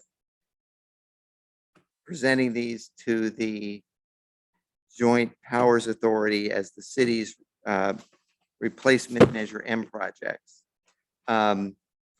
So I guess, I know, Ghassan, do you know much about the timeline or the procedure? Honestly, no. Okay. But I can find out. Okay, so maybe I would suggest if the commission would entertain that I or someone moves to approve these projects and descriptions as the new Measure M projects to be presented to the Joint Powers Authority on behalf of the city? Would it have to go to the city? It council probably would first? first. So it'd City- be our recommendation to proceed with these, and then the city council would most likely have to approve it. Right. So we're recommending it to the city City- council to send to the joint powers Yes. authority. So that's a motion, I guess. A second. Okay. Okay. All those in favor? Aye. All right. Any opposed? Any abstentions? Okay. Motion passes 5-0. Thank you all very much. Great work. Item 6, hopefully the rest of these, maybe we can move through relatively efficiently. So so now we're in the commission-led discussion section. Item 6, SR 710, Mobility Improvement Projects Ad Hoc Committee. Other than my awareness that the Rogan-funded ITS project along Fair Oaks Avenue is the contract to proceed with that project is going before the city council tomorrow evening. I don't have any other awareness or knowledge of developments. Do you, Commissioner Fisher? No, Was that news to you? there wasn't. Okay. Anything anybody wants to talk about with regard to the Measure M, or, I mean, sorry, we did Measure R projects, Fair Oaks project. Okay. And I'll note that the Rogan funded ITS, Fair Oaks ITS project, that's been in the works for some time. I think it was originally planned to go to the city council in May, and then there were some challenges that had to be worked through with the successful bidder, and I think that's why there was delay, but that's where we are. So the good news is that it would be moving forward, hopefully, if it's approved tomorrow evening. Item 7, Ramona Avenue Neighborhood Traffic Management Ad Hoc Committee. So John and I met with Tatovic and Gassan, I think it was on August 3rd, and we spent a respectable amount of time. We started in front of the high school, then worked our way around through the neighborhood, and then did a big loop and came back. And we went through the recommendations that John and I had presented a couple of meetings ago that had been broken up into, I believe, 2 phases. And I think the way it was left was that the staff was going to start looking into them in terms of feasibility and what could be implemented sooner versus later. That's, I think, where we left it. That's Yes, sir. correct. That is correct. But we talked about we need to wait till the school starts and kick in first and give it some time before we look into the whole picture of your concerns. If you remember. Correct? Okay. Yes. So we're waiting for the school to start, and school has It already has. started. But we are I'm going to wait probably another week or 2 before I start looking at each item individually. Okay. Yes. Mr. Chair, I think also Councilmember Primus had mentioned too the concern and maybe that there was going to be testing, and that might be, if the schools are going to do testing and there's a drop off where they do the testing, making sure that we take that in consideration of the logistics of how that might be implemented if they're going to be doing that. And I know there was also discussion of the recommendation about the red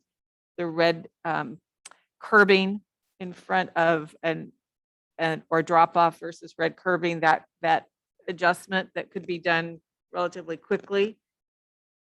Okay. That was You're being talking about instigated. the one on Fremont Avenue, Fremont, for the drop off, just to take the red curb out and replace it with loading and unloading for drop off and pickup time. And we are looking into it, and we're working with the police department side by side to come up with a decision. We haven't come up with a decision yet at this point.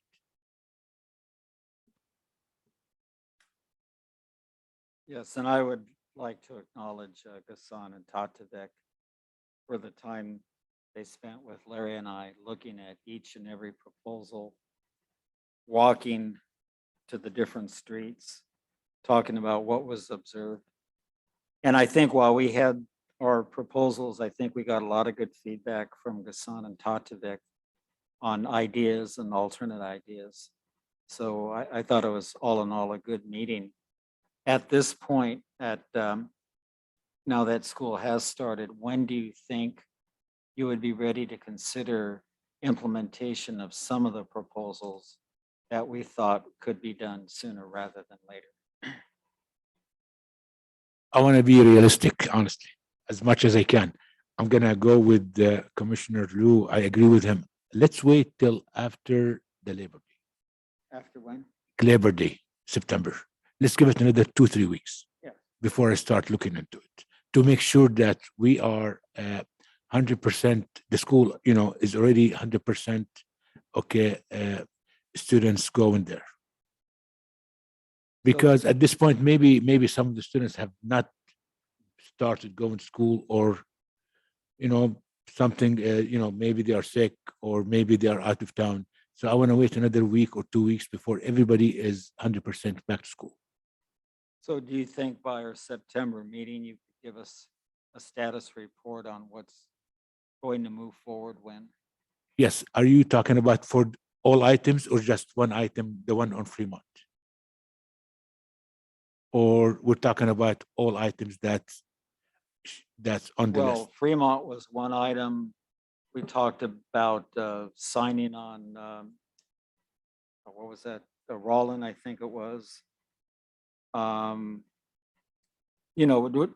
Whatever you determine.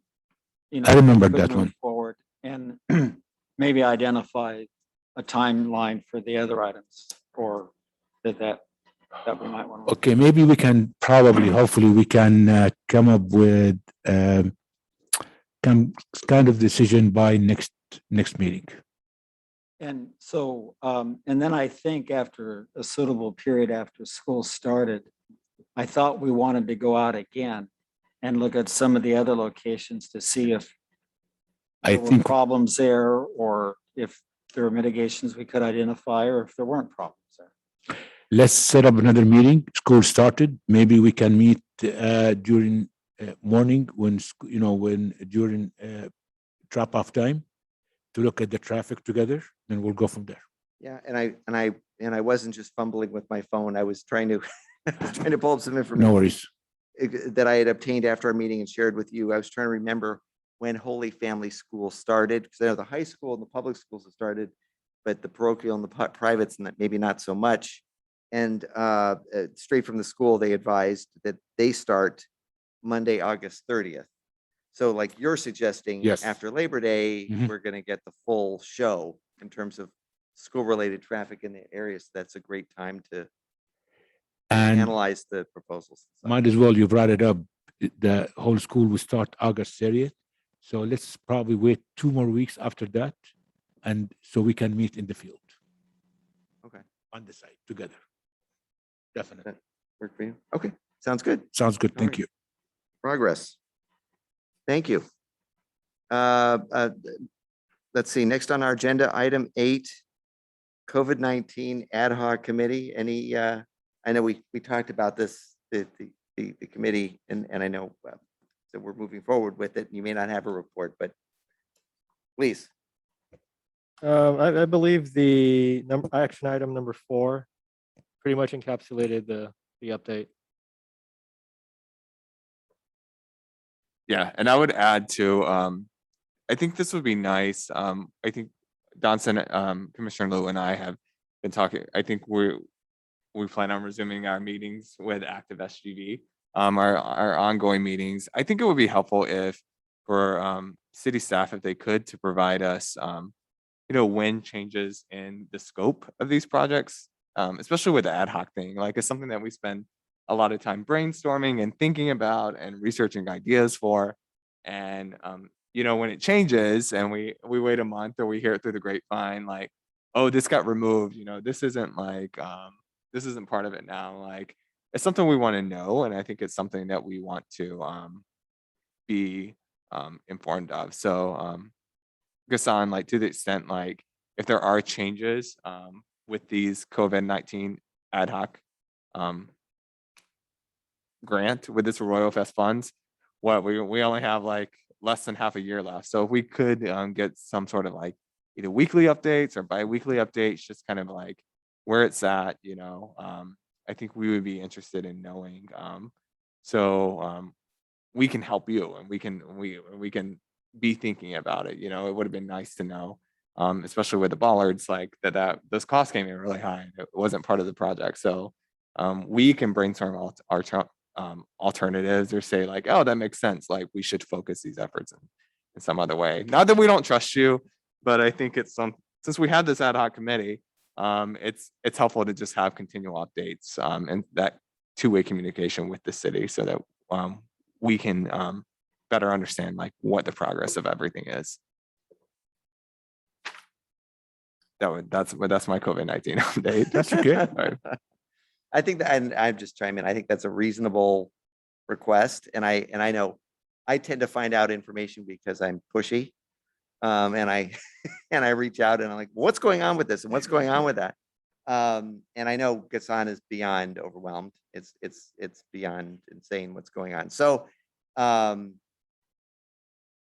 I like the idea of like a, bi-weekly, whatever update. It might be right now hard for them to do that, but I'm wondering if Ghassan could remember that there is this committee, and when there are developments in terms of this open streets grant, like, hey, these bids came in, they're higher, whatever. If there's something that you can share with them so that they're aware of what's going on that are, significant, then they can know what's going on and maybe help work with you to come up with solutions or ways of addressing issues as they arise, something like that. What I'm trying to do is like avoid you having some additional reporting burden, but also just remember they exist and keeping them. Right. And also if you don't need our help, then we can dissolve this ad hoc committee and Every meeting they're going to ask for and that. move forward. I kind of bring that up just with our like a lesson, back in March and back in April when we were like we were heavily involved with like kind of putting together the scope of work and the cost assessment, brainstorming ideas, and then there was that week I think when it went to city council and it was somewhat rushed where hey, like where a lot of it changed, and like there were probably a lot of good reasons for those changes. And I think just honoring like our time that we invest in the city and invest in this commission, it'd be nice to not be blindsided in that sense, just to have a bit more two-way communication with it, like how this is moving along. I'm okay. Great. Mm-hmm. No problem. I'm okay with it. Ghassan's easy. I think communicating with each other, I think will help a lot sometime down the line. Definitely. All right, moving right along. I'm sorry, was there anything else anybody wanted to discuss on this topic? Okay. Next, item 9, preferential parking policy ad hoc committee. Do we have any updates? And if not, that's perfectly fine. No updates. Okay, Yep. great. Thank you. Then we have, so maybe it was just but I ended up with 2 different page 3s of the agenda. I had the one that immediately follows page 2. And then at the very end of the packet, and maybe it was just the way I printed it, there was another page 3. Yeah, and I think what it was is because originally there was discussion of having a Fremont Avenue projects on the agenda, but then there wasn't anything to report. So the decision was made to drop that item. So we should go, just so everybody's on the same page, literally and otherwise, go with the page 3 that's at the very end of the packet. So that number 10 is no longer Fremont Avenue projects, but instead city council communications. Is that okay? Liana says yes. Is everybody understanding what I'm? All I know is you've got good eyes. Okay, so going with the revised agenda. So we're in the communication section. Agenda item 10 is city council liaison communications. Our city council liaison is not present. So I will move directly to item 11, commissioner communications. And we had intended to include this on this agenda. We'll make sure we do it going forward. If you could please try to limit your remarks to 3 minutes, give or take, that would be great.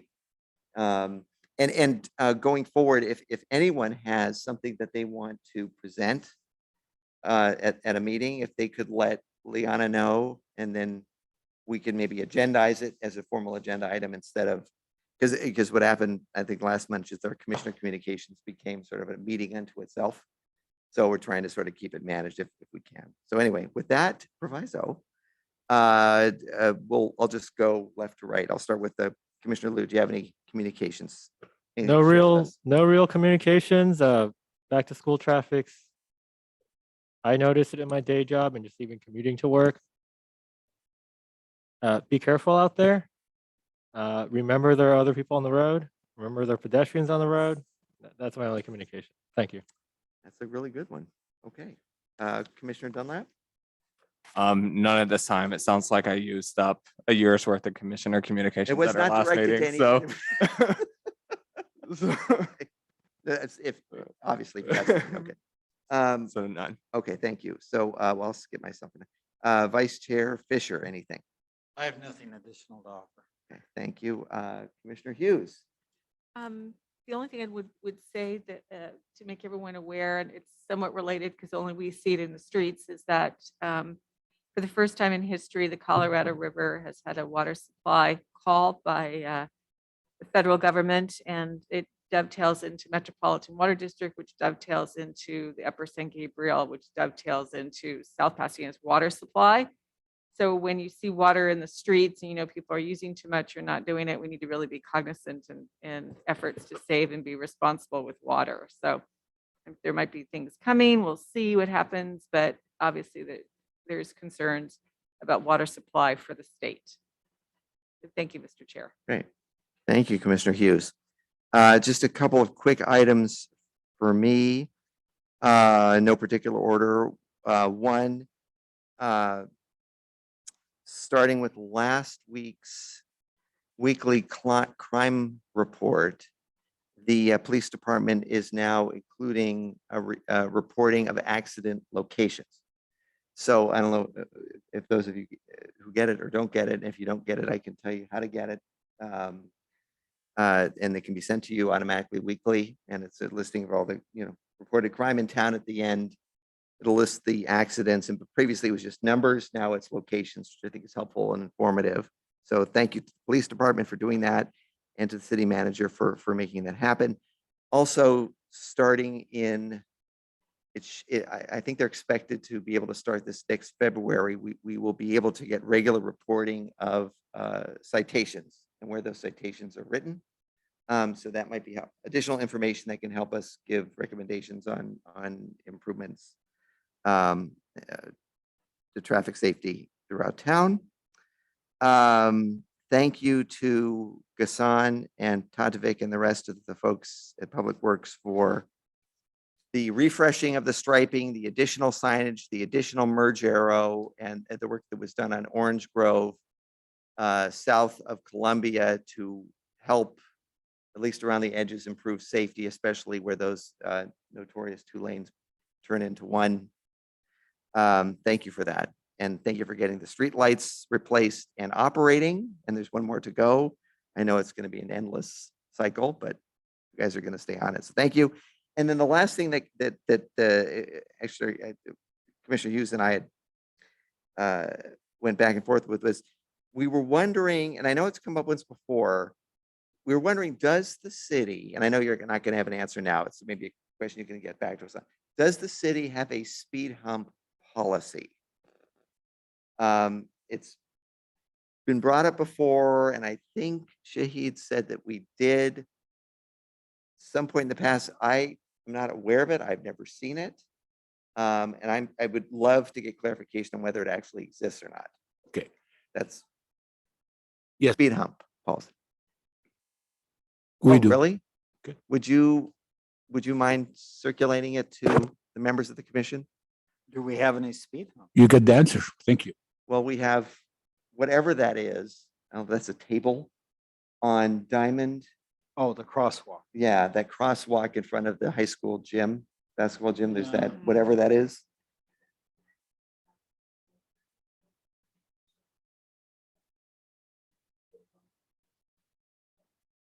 Okay. Oh, okay. I'd love to see it. But yeah, other than that, I'm not aware of any speed humps in town. Yeah. Just a curiosity and something we can maybe consider when we talk about neighborhood traffic management or whatever. And that's it. That's all I had. So I think we've covered commissioner communications. And I think last we have staff liaison communications. Gassan, Liana, anything you wish to share? I am good from my end. I need to thank all of you for your time tonight. Thank you for being here. Thank you. Can I ask a quick question? Leona, normally in September, we tend to have one of the waste, either we've done shredding, we've done e-waste, and we've done, is there anything coming up?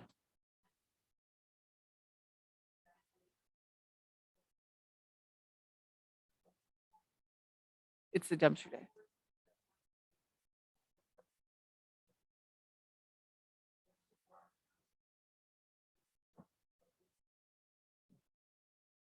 Right.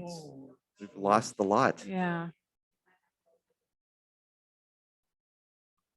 Would Thank you. South Pasadena be able to provide information on an adjacent city that might provide the toxic? I think Public Works may have one coming up in Alhambra, Hmm. which is not too far away. Can Um, I can check on that. you send the information? can. to them? Mhm. Okay. Well, I know last Saturday Pasadena had a e-waste and a shredding, but you had to be a resident of Pasadena Oh, to be able to take advantage of it. So I should say, I know Public Works has one coming up either this weekend or the following weekend. I'm not sure. Hopefully it's in Alhambra and just at 900 South Fremont, just right down the street. I'll send that to you, Liana. right. All right. Thank you. Well, if there's nothing else and there's no objection, I will call this meeting adjourned at, what is it, 8:48. Look at that. All right. Good thing you kept It's it a record. below 3 minutes. Yeah, that's right. Well, thank you all very much. It was a great meeting. Thank you. You.